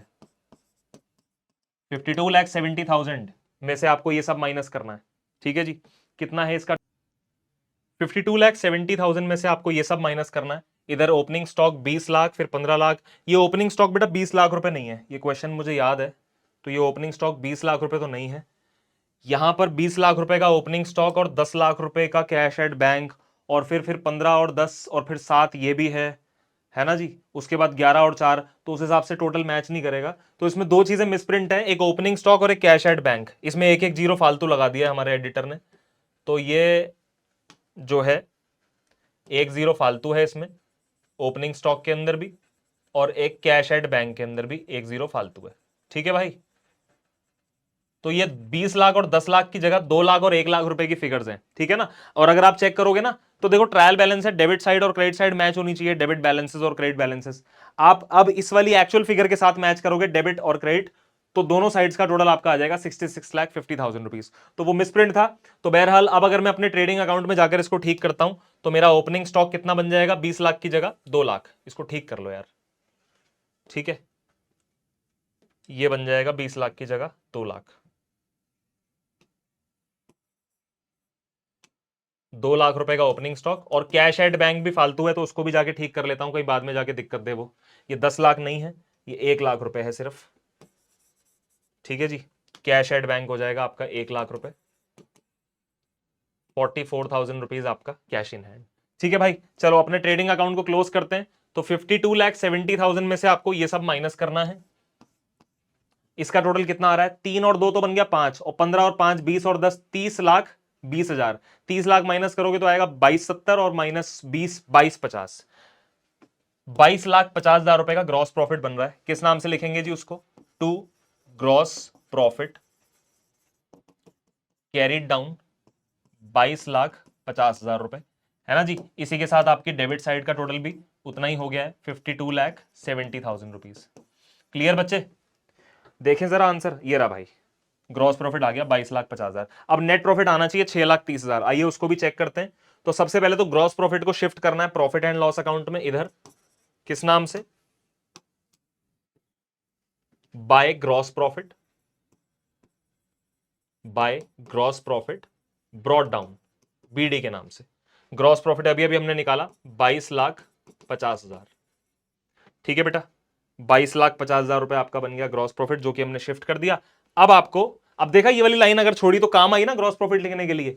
अब आपको देखना प्रॉफिट एंड लॉस अकाउंट का क्या सीन है। तो मुझे लगता है इधर भी क्रेडिट साइड ही ज्यादा है, और क्रेडिट साइड का टोटल इधर कितना आ रहा है, क्रेडिट साइड का टोटल आ रहा है 22,80, 22,80,000। इसमें से आपको ये सब माइनस करना है, तो ये कितना है, 7 5 12 और 4 16 माइनस करोगे तो बचेगा 480, सॉरी 680, 680 माइनस 50, 6,30,000 रुपए नेट प्रॉफिट आ गया भाई। नेट प्रॉफिट को लिखना कैसे है, ऐसे भी लिख सकते हो आप, to net profit transferred to capital account. 6,30,000। ठीक है बेटा, हो गया ना। आप 7 5 12 और 4 16 और 6 22 30 और 50 22 80, इसी के साथ आपका प्रॉफिट एंड लॉस अकाउंट भी बन गया भाई। इधर का टोटल भी हो गया 2280। अब क्या करना है, अब जो नेट प्रॉफिट आपने निकाला उसको कैपिटल में जाकर ऐड करना है। ये कैपिटल है ना, इसमें आपको ऐड कर देना है नेट प्रॉफिट 6,30,000। तो आपकी कैपिटल अब बन जाएगी 16,30,000। बस खत्म हो गई बात। अब बैलेंस शीट अगर मैच हो जाए तो बल्ले बल्ले। आओ जरा चेक करते हैं बैलेंस शीट का टोटल मैच हो रहा है कि नहीं हो रहा। ठीक है, दो चीजों को लेकर कंफ्यूज मत होना, सिर्फ दो अमाउंट्स मिसप्रिंट थे, एक हमारा बैंक बैलेंस और एक क्लोजिंग स्टॉक। बैंक बैलेंस और अपना अगली चीज क्या थी, अगली चीज कौन सी, opening stock. Opening stock 20 lakh हो रखा था और बैंक बैलेंस भी 10 लाख हो रखा था, तो एक एक जीरो काट दी। अब जरा चेक कर लेते हैं कितना आ रहा है टोटल। तो इधर का टोटल कितना आ रहा है, 16 और 6 22,50,000। ठीक है, उधर चेक करते हैं भाई। तो 36 में 44 को जोड़ा तो बना 80। 6 7 8 लाख, 11 और 8 19 और 2 21 और 8 और 7 15, 21 लाख और 1.5 लाख 22,50। ये था भैया आपका वन शॉट फाइनल अकाउंट्स के ऊपर। पर अभी और आगे, ये तो मैंने आपको एक फुल फ्लेजेड क्वेश्चन करना सिखा दिया है ना। मैंने आपको trading account, profit and loss account और बैलेंस शीट ये सब बनानी सिखा दी। लेकिन अभी एक कंसेप्ट और है छोटा सा, जो एनुअल एग्जाम में आता है और आपके तोते उड़ जाते हैं। देखो अब जरा,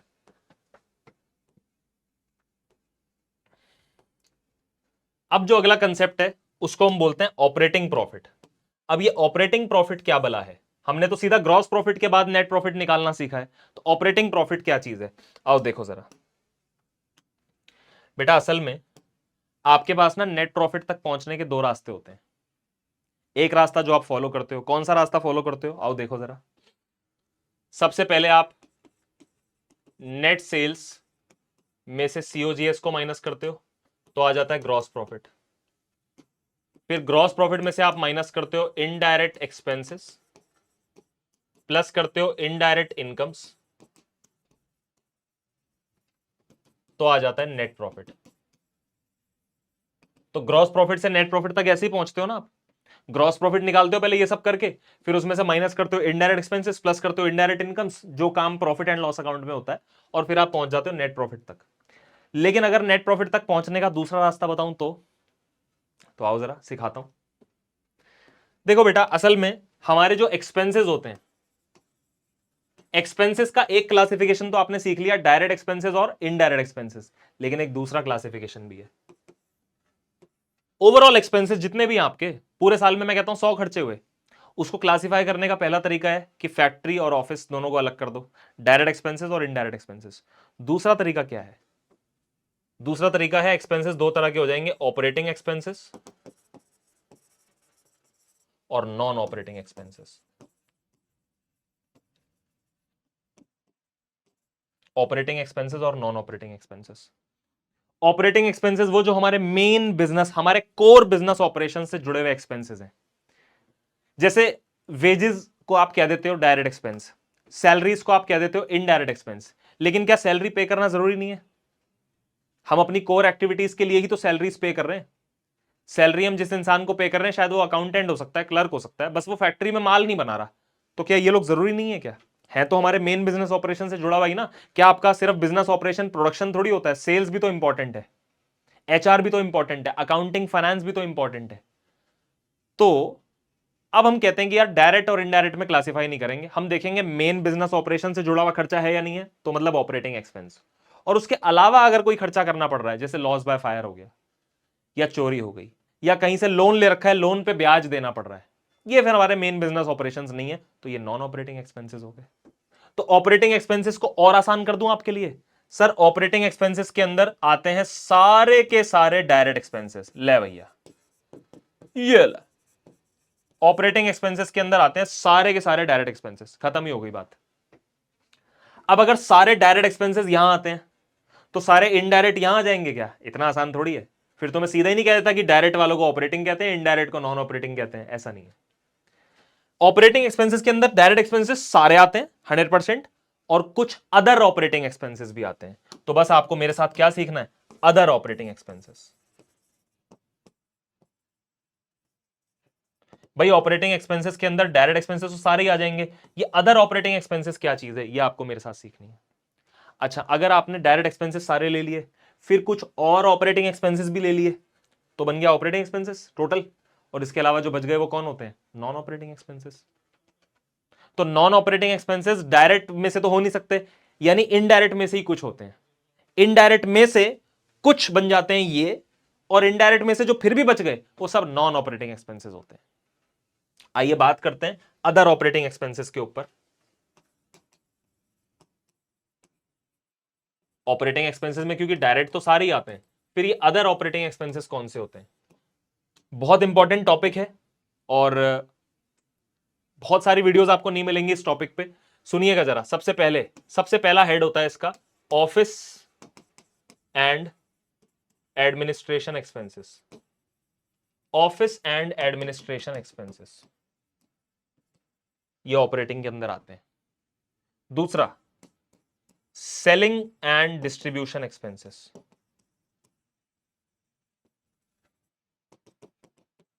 ये भी ऑपरेटिंग के अंदर आते हैं। तीसरा डेप्रीसिएशन एंड एमोर्टाइजेशन एक्सपेंसेस, ये भी ऑपरेटिंग के अंदर आते हैं। समझ रहे हो? तो ऑपरेटिंग एक्सपेंसेस एक बहुत बड़ा हेड है, उसके अंदर डायरेक्ट एक्सपेंसेस तो सारे ही आएंगे, वेजेस वगैरह तो आएगा ही, लेकिन सैलरीज भी आएगा, क्योंकि सैलरी ऑफिस और एडमिन एक्सपेंसेस का पार्ट है। डिस्काउंट अलाउड हम अब तक कह रहे थे कि इनडायरेक्ट एक्सपेंस है, लेकिन डिस्काउंट क्यों देते हो आप? ताकि सेल हो जाए, सेल प्रमोट हो, तो इसलिए डिस्काउंट अलाउड सेल से जुड़ा हुआ खर्चा है। Discount allowed, commission paid, even bad debts. Bad debt भी इसीलिए होती है क्योंकि हमने माल बेचा था और फिर वो पैसा दे नहीं पाया, बैड डेट्स। समझ में आ रही है? पैकिंग के खर्चे, अब तक हम कह रहे थे पैकिंग के खर्चे इनडायरेक्ट है, लेकिन है तो ऑपरेटिंग, तो पैकिंग एक्सपेंसेस, सेल्समैन की कमीशन वगैरह वगैरह। अच्छा, डेप्रीसिएशन और एमोर्टाइजेशन का तो एग्जांपल क्या ही दूं, इसके तो नाम में ही इसका मतलब है। ऑफिस के खर्चे और कौन होते हैं? सिंपल कई बार गिवन होता है ऑफिस एक्सपेंसेस, और जी ऑडिट करा लिया आपने, ऑडिट फी दे दिया आपने, लीगल खर्चे हो गए आपके कुछ, ये एग्जांपल्स दे रहा हूं मैं, बाकी तो क्वेश्चन करके ही मजा आएगा आपको। Salaries, office expenses, electricity, rent, सब ऑफिस के खर्चे हैं, एडमिन के खर्चे, प्रिंटिंग, स्टेशनरी। समझ रहे हो? तो अब तक हम ये सारे खर्चे जितने इस पेज पे लिखे हैं सबको हम अब तक इनडायरेक्ट बोल रहे थे ना, लेकिन ऑपरेटिंग एक्सपेंसेस की कैटेगरी में तो भैया आएंगे ये, और इसके अलावा जो बच जाएंगे वो नॉन ऑपरेटिंग एक्सपेंसेस। तो अब कौन से खर्चे हैं जो भैया इसके हिस्से में भी नहीं आए? तो भैया नॉन ऑपरेटिंग एक्सपेंसेस कौन से हो जाते हैं फिर? जिनका आपके मेन बिजनेस ऑपरेशन से बिल्कुल भी लेना देना नहीं है। जैसे कि लॉस हो गया, लॉस बाय फायर, आपने अपने हाथों पैसा डोनेट कर दिया, डोनेशन। इंटरेस्ट पे कर दिया आपने लोन के ऊपर, इंटरेस्ट पेड। समझ में आ रही बात? ये सब आपके नॉन ऑपरेटिंग एक्सपेंसेस होते हैं। क्लियर हो गई बात? किसी फिक्स्ड एसेट को बेच दिया, वहां लॉस हो गया, loss on sale of fixed asset, वहां लॉस हो गया, ये भी नॉन ऑपरेटिंग एक्सपेंसेस होते हैं। तो एक्सपेंसेस को पहचानना सीखो, ठीक है? ऑपरेटिंग एक्सपेंसेस और non operating expenses. Operating expenses के अंदर डायरेक्ट वाले सारे आते हैं, कुछ और ऑपरेटिंग एक्सपेंसेस भी होते हैं, वो कौन होते हैं? वो ये होते हैं। नॉन ऑपरेटिंग एक्सपेंसेस ये होते हैं। ऐसी इनकम भी होती है सर। ऑपरेटिंग इनकम की अगर मैं बात करूं, ऑपरेटिंग इनकम के अंदर डायरेक्ट इनकम आती है आपकी, जिसको हम बोलते हैं सेल्स। लेकिन सेल्स के अलावा भी कुछ इनकम ऐसी है जो हमारे मेन बिजनेस ऑपरेशंस की वजह से ही आ रही है, जिसको हम बोलते हैं अदर ऑपरेटिंग इनकम। बड़ा रेयर है, बच्चे याद ही नहीं रखते इसको, अदर ऑपरेटिंग इनकम को। इसके अंदर क्या आता है जी? बेटा इसके अंदर आएगा bad debts recovered. Very very important. अगर बैड डेट हमारा ऑपरेटिंग एक्सपेंस है, पीछे बताया मैंने, तो फिर बैड डेट का रिकवर हो जाना हमारे मेन बिजनेस की इनकम है, ऑपरेटिंग इनकम है। वैसे तो बैड डेट रिकवर अगर इनडायरेक्ट इनकम के हिसाब से सोचो तो यस इनडायरेक्ट इनकम है, लेकिन ऑपरेटिंग इनकम तो है। इसके अलावा डिस्काउंट रिसीव्ड, इसके अलावा कमीशन रिसीव्ड, ये सब हमारी अदर ऑपरेटिंग इनकम का पार्ट है। ठीक है, तो सर फिर ऑपरेटिंग इनकम भी बता दिया आपने, तो फिर नॉन ऑपरेटिंग इनकम भी होती है क्या? बिल्कुल होती है भाई। ऐसी इनकम जिसका हमारे मेन बिजनेस ऑपरेशन से बिल्कुल लेना देना नहीं है, उसे हम बोलते हैं नॉन ऑपरेटिंग इनकम। इसका एग्जांपल क्या हो गया भाई? Gain on sale of any fixed asset. Topper जो होता है ना, टॉपर, वो कोई भी टॉपिक मिस नहीं करता। तो अगर आपको सचमुच एग्जाम में टॉप करना है तो ये वाला टॉपिक पढ़ के ही इस वीडियो को बंद करना। ठीक है, gain on sale of fixed asset, कहीं से ब्याज आ गया, इंटरेस्ट रिसीव्ड या डिविडेंड रिसीव्ड। ठीक है, रेंट रिसीव्ड, ये सब आपके मेन बिजनेस ऑपरेशंस की इनकम थोड़ी है। तो आपने कहीं इन्वेस्टमेंट करी हुई है, तभी वहां से किराया आ रहा है, ब्याज आ रहा है, डिविडेंड आ रहा है, या किसी फिक्स्ड एसेट को उठा के बेच दिया, वहां गेन हो गया आपको। तो सर अब क्या बताना चाह रहे हो आप कुल मिला के? अब कुल मिला के मैं आपको ये बताना चाह रहा हूं कि नेट प्रॉफिट तक पहुंचने का एक तो ये रास्ता था कि पहले जीपी तक पहुंचो, जीपी से ये सब करके नेट प्रॉफिट तक पहुंच जाओ। दूसरा रास्ता क्या है नेट प्रॉफिट तक पहुंचने का? अब देखो जरा, दूसरा रास्ता है कि आप नेट सेल्स में से पहले माइनस करो ऑपरेटिंग कॉस्ट। क्या माइनस करो? Operating cost. उससे ग्रॉस प्रॉफिट नहीं आएगा, उससे आएगा ऑपरेटिंग प्रॉफिट। अरे वाह, ऑपरेटिंग प्रॉफिट आएगा। सर ये ऑपरेटिंग कॉस्ट क्या होती है? बता देता हूं भाई। ऑपरेटिंग कॉस्ट के अंदर आता है COGS plus other operating expenses, ये आता है इसके अंदर। ठीक है, अगर आपने सीओजीएस ले ली, मतलब डायरेक्ट एक्सपेंसेस सारे आ गए ना उसके अंदर, फिर उसके अलावा भी जो ऑपरेटिंग एक्सपेंसेस बच गए वो भी जोड़ दो। तो सीओजीएस में जब आप अदर ऑपरेटिंग एक्सपेंसेस को जोड़ दोगे तो वो क्या बन जाएगा? Operating cost, total business operations की कॉस्ट। और टोटल नेट सेल्स में से अगर ऑपरेटिंग कॉस्ट को माइनस करोगे तो ग्रॉस प्रॉफिट नहीं आएगा, ग्रॉस प्रॉफिट से भी आगे बढ़ गए हम, और वो क्या आ गया? Operating profit. फिर जब ऑपरेटिंग प्रॉफिट आ जाता है तो उससे नेट प्रॉफिट तक कैसे पहुंचा जाता है? सर एक चीज ध्यान रखना, ऑपरेटिंग कॉस्ट को माइनस जरूर करना है, लेकिन अगर कोई अदर ऑपरेटिंग इनकम है, बहुत रेयर होती है लेकिन होती है कई बार, अगर कोई अदर ऑपरेटिंग इनकम है तो उसे प्लस भी करना है। अदर ऑपरेटिंग इनकम भी पीछे बताई थी मैंने क्या क्या हो सकती है, रोना मत। ये देखो other operating income, bad debt recovered, discount received, commission received, भूलना मत। ठीक है जी, इतना करने पर कौन सा प्रॉफिट आएगा जी? Operating profit. ये 12th के लिए भी बहुत काम आने वाला टॉपिक है। अब ऑपरेटिंग प्रॉफिट से नेट प्रॉफिट तक कैसे पहुंचे भाई? ऑपरेटिंग प्रॉफिट लिख दे और उसमें से आप माइनस कर दे बाकी के बचे हुए खर्चे, नॉन ऑपरेटिंग एक्सपेंसेस। फिर क्या करूं सर? फिर तू एक काम कर, फिर प्लस कर दे, अगर कोई नॉन ऑपरेटिंग इनकम है तो नॉन ऑपरेटिंग इनकम को प्लस कर दो। फिर क्या आ जाएगा सर? नेट प्रॉफिट आ जाएगा सर। तो खेलना है, जब डायरेक्ट और इनडायरेक्ट एक्सपेंसेस करके खेल रहे थे तो ट्रेडिंग अकाउंट और पीएनएल अकाउंट बन रहा था। अब हमने एक्सपेंसेस को डायरेक्ट और इनडायरेक्ट ना बोलकर हमने नाम दे दिया ऑपरेटिंग और non operating expenses. Very simple. करें क्वेश्चन ट्राई? आओ भाई, ये रहा आपके सामने। ग्रॉस प्रॉफिट निकालना है, पहले तो निकालना है ग्रॉस प्रॉफिट, फिर निकालना है ऑपरेटिंग प्रॉफिट, और फिर निकालना है नेट प्रॉफिट। देखो कैसे निकलेगा। खर्चों को क्लासिफाई करते हैं जरा। वेजेस तो ठीक है, डायरेक्ट एक्सपेंस है, और डायरेक्ट है तो ऑपरेटिंग होगा ही होगा। एडवर्टाइजिंग डायरेक्ट नहीं है लेकिन ऑपरेटिंग एक्सपेंस है। सैलरी डायरेक्ट नहीं है लेकिन ऑपरेटिंग एक्सपेंस है। रेंट टैक्स लाइटनिंग डायरेक्ट नहीं है लेकिन ऑपरेटिंग एक्सपेंसेस हैं ये। Gain on sale of building, ओहो ये तो नॉन ऑपरेटिंग है और वो भी एक्सपेंस नहीं है, इनकम है, नॉन ऑपरेटिंग इनकम। इधर कमीशन पेड डायरेक्ट एक्सपेंस नहीं है लेकिन ऑपरेटिंग एक्सपेंस है। कमीशन रिसीव्ड ऑपरेटिंग इनकम है, नॉन ऑपरेटिंग इनकम नहीं है, ऑपरेटिंग इनकम है कमीशन रिसीव्ड। ट्रैवल का खर्चा ऑपरेटिंग एक्सपेंस है। ऑफिस का खर्चा ऑपरेटिंग एक्सपेंस है। Interest on loan non operating expense है। ये डिविडेंड जो हमें मिल रहा है ये हमारी इनकम है लेकिन नॉन ऑपरेटिंग इनकम है। प्रिंटिंग स्टेशनरी डायरेक्ट एक्सपेंस नहीं है लेकिन ऑपरेटिंग एक्सपेंस जरूर है। Loss on sale of machinery, ये लॉस है लेकिन नॉन ऑपरेटिंग लॉस है, non operating expense. Carriage outward direct expense नहीं है लेकिन ऑपरेटिंग एक्सपेंस जरूर है। Loss by theft non operating expense है। क्लियर हो गई बात? सारा क्लासिफिकेशन हो गया। आओ ग्रॉस प्रॉफिट कैलकुलेट करते हैं, घबराओ नहीं बिल्कुल भी, मैं हूं ना यहां पर। आओ ग्रॉस प्रॉफिट कैलकुलेट करते हैं। ग्रॉस प्रॉफिट के लिए सबसे पहले हमें क्या चाहिए? सीओजीएस। सीओजीएस के लिए क्या चाहिए होता है? अब फिंगर टिप्स पे याद होना चाहिए सब कुछ, बहुत देर हो गई वीडियो देखते देखते। ओपनिंग स्टॉक 2 लाख रुपए, इसमें क्या ऐड करना है? Net purchases. अब परचेजेस कितनी है? 19 लाख, लेकिन परचेज रिटर्न भी तो है 70,000, तो 18,30,000 रुपए हमारी नेट परचेजेस बन गई।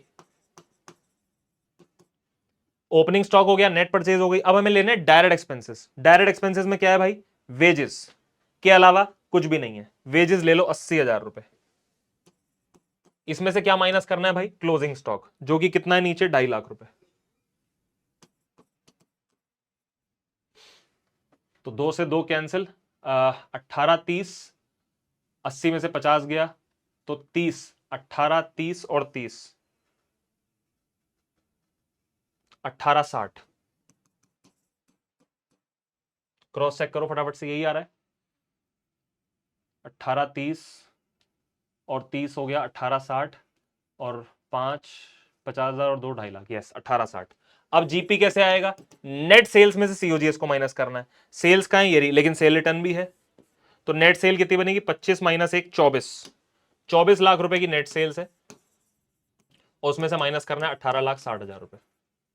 कितना हो जाएगा ये? 140 और 4, 540। 540 का जीपी, ये देखो जीपी आ गया 540। अब जीपी से एनपी पे नहीं पहुंचना, ऑपरेटिंग प्रॉफिट पे पहुंचना है। अब सुनो मेरी बात आराम से।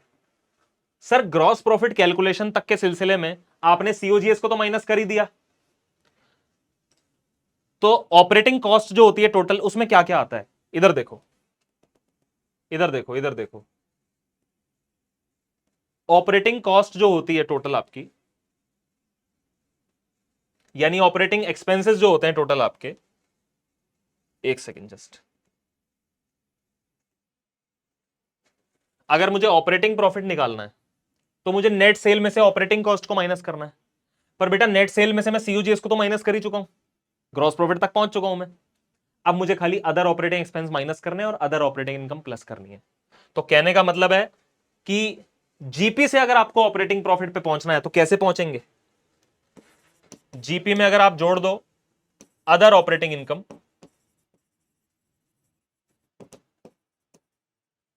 और माइनस कर दो अदर ऑपरेटिंग एक्सपेंसेस, तो आप पहुंच जाओगे ऑपरेटिंग प्रॉफिट पे। जीपी को उठाओ, 5,40,000 रुपए के जीपी को, ऑपरेटिंग प्रॉफिट निकालने जा रहे हैं हम। 5,40,000 रुपए का जीपी हमने ले लिया। अब याद रहे जीपी तक अगर आप पहुंच चुके हो तो मतलब डायरेक्ट एक्सपेंसेस माइनस हो चुके हैं। अब डायरेक्ट दोबारा माइनस मत करना, वेजेस को मत छेड़ना। अब डायरेक्ट के अलावा जो अदर ऑपरेटिंग एक्सपेंसेस हैं, अब वो माइनस होंगे। जैसे 1, 2, 3, 4, एडवर्टाइजिंग, सैलरी, रेंट और लाइटनिंग कितना है? 12, 1, 78, 62 और 15। 12, 1, 78, 62 और 15, ये कुछ अदर ऑपरेटिंग एक्सपेंसेस मैंने माइनस कर दिए। इधर कमीशन पेड है, ट्रैवल खर्चा, ऑफिस खर्चा, 2400, 4800, 3500। 2400, 4800 और माइनस 3500। यही नहीं, अभी और सुनिए। फिर उसके बाद प्रिंटिंग स्टेशनरी 3600 और कैरेज आउटवर्ड 1400। पर कुछ ऑपरेटिंग इनकम भी है, मुझे याद है एक ईयर ही, कमीशन रिसीव्ड 6,000 रुपए, ये ऐड हो जाएगी। ये आ जाएगा जी आपका ऑपरेटिंग प्रॉफिट। आइए जरा चेक करते हैं कितना आ रहा है।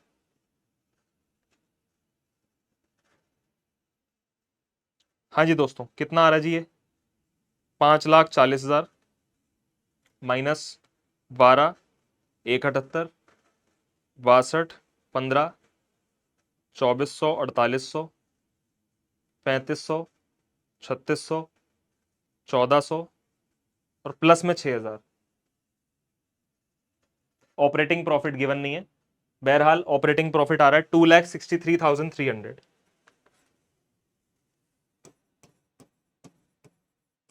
अब ऑपरेटिंग प्रॉफिट से नेट प्रॉफिट तक पहुंचना है, तो क्या करें भाई? अब ऑपरेटिंग प्रॉफिट आ गया ना, अब नेट प्रॉफिट पे पहुंचने के लिए क्या करें? तो नेट प्रॉफिट तक पहुंचने के लिए ऑपरेटिंग प्रॉफिट में से माइनस करने नॉन ऑपरेटिंग एक्सपेंसेस और प्लस करनी है नॉन ऑपरेटिंग इनकम। तो 2,63,300 में से नॉन ऑपरेटिंग एक्सपेंसेस माइनस करने हैं। चेक करो है क्या इधर, नॉन ऑपरेटिंग इनकम दिख गई, प्लस कर दो 50,000 रुपए, पहले प्लस कर दो, क्या फर्क पड़ता है। फिर उसके बाद नॉन ऑपरेटिंग एक्सपेंस 22,000 माइनस और 2,800 plus,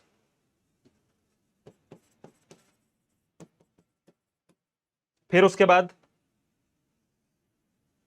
loss on sale of machinery 35,000 minus 25,100 भी minus.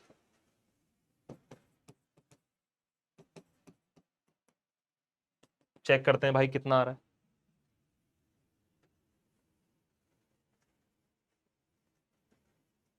Plus 50,000 minus 22,000 minus plus 2,800 minus 35,000 और माइनस 25,100 आ गया जी नेट प्रॉफिट 2,34,000 रुपए। खत्म हो गया क्वेश्चन। तो समझ रहे हो, अगर इस क्वेश्चन में मैं आपको बोलता कि सीधा नेट प्रॉफिट निकालो, ऑपरेटिंग प्रॉफिट मत निकालो, सीधा नेट प्रॉफिट निकालो, तो आप पहले जीपी निकालते फिर एनपी निकालते, या फिर ट्रेडिंग अकाउंट बनाकर और प्रॉफिट एंड लॉस अकाउंट बनाकर आप कार्रवाई कर लेते। लेकिन अगर आ जाएगी ऑपरेटिंग प्रॉफिट निकालो, तो ये बीच का जरिया, बीच का सिलसिला आपको पता होना चाहिए। ऑपरेटिंग प्रॉफिट फिर उसके बाद में नेट प्रॉफिट। समझ में आ रही है बात।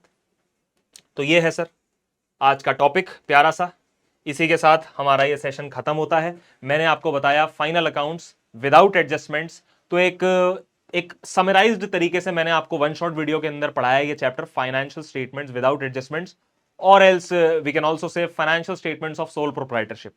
बुक उठाओ, लाइन से सारी इलस्ट्रेशंस निपटा दो, लाइन से चैप्टर तुम्हारा हो जाएगा, और तभी समझ में आएगा अगला chapter financial statements with adjustments. दोस्तों ये थी आज की वन शॉट वीडियो। मेरा नाम है शिवम लोटवानी और आप इस वीडियो को देख रहे हैं हमारे यूट्यूब चैनल पर जिसका नाम है पीडब्ल्यू कॉमर्स वाला क्लास 11th। वीडियो के अंदर मैंने जो कुछ भी पढ़ाया है, लिखवाया है, समझाया है, उसके नोट्स बहुत इंपॉर्टेंट है। पीडब्ल्यू की ऐप डाउनलोड कर लेना फ्री, उसमें पेस बैच सर्च कर लेना फ्री, और पीडीएफ आपको मिल जाएगी absolutely free. Thank you so much, that's it, God bless you, जय हिंद।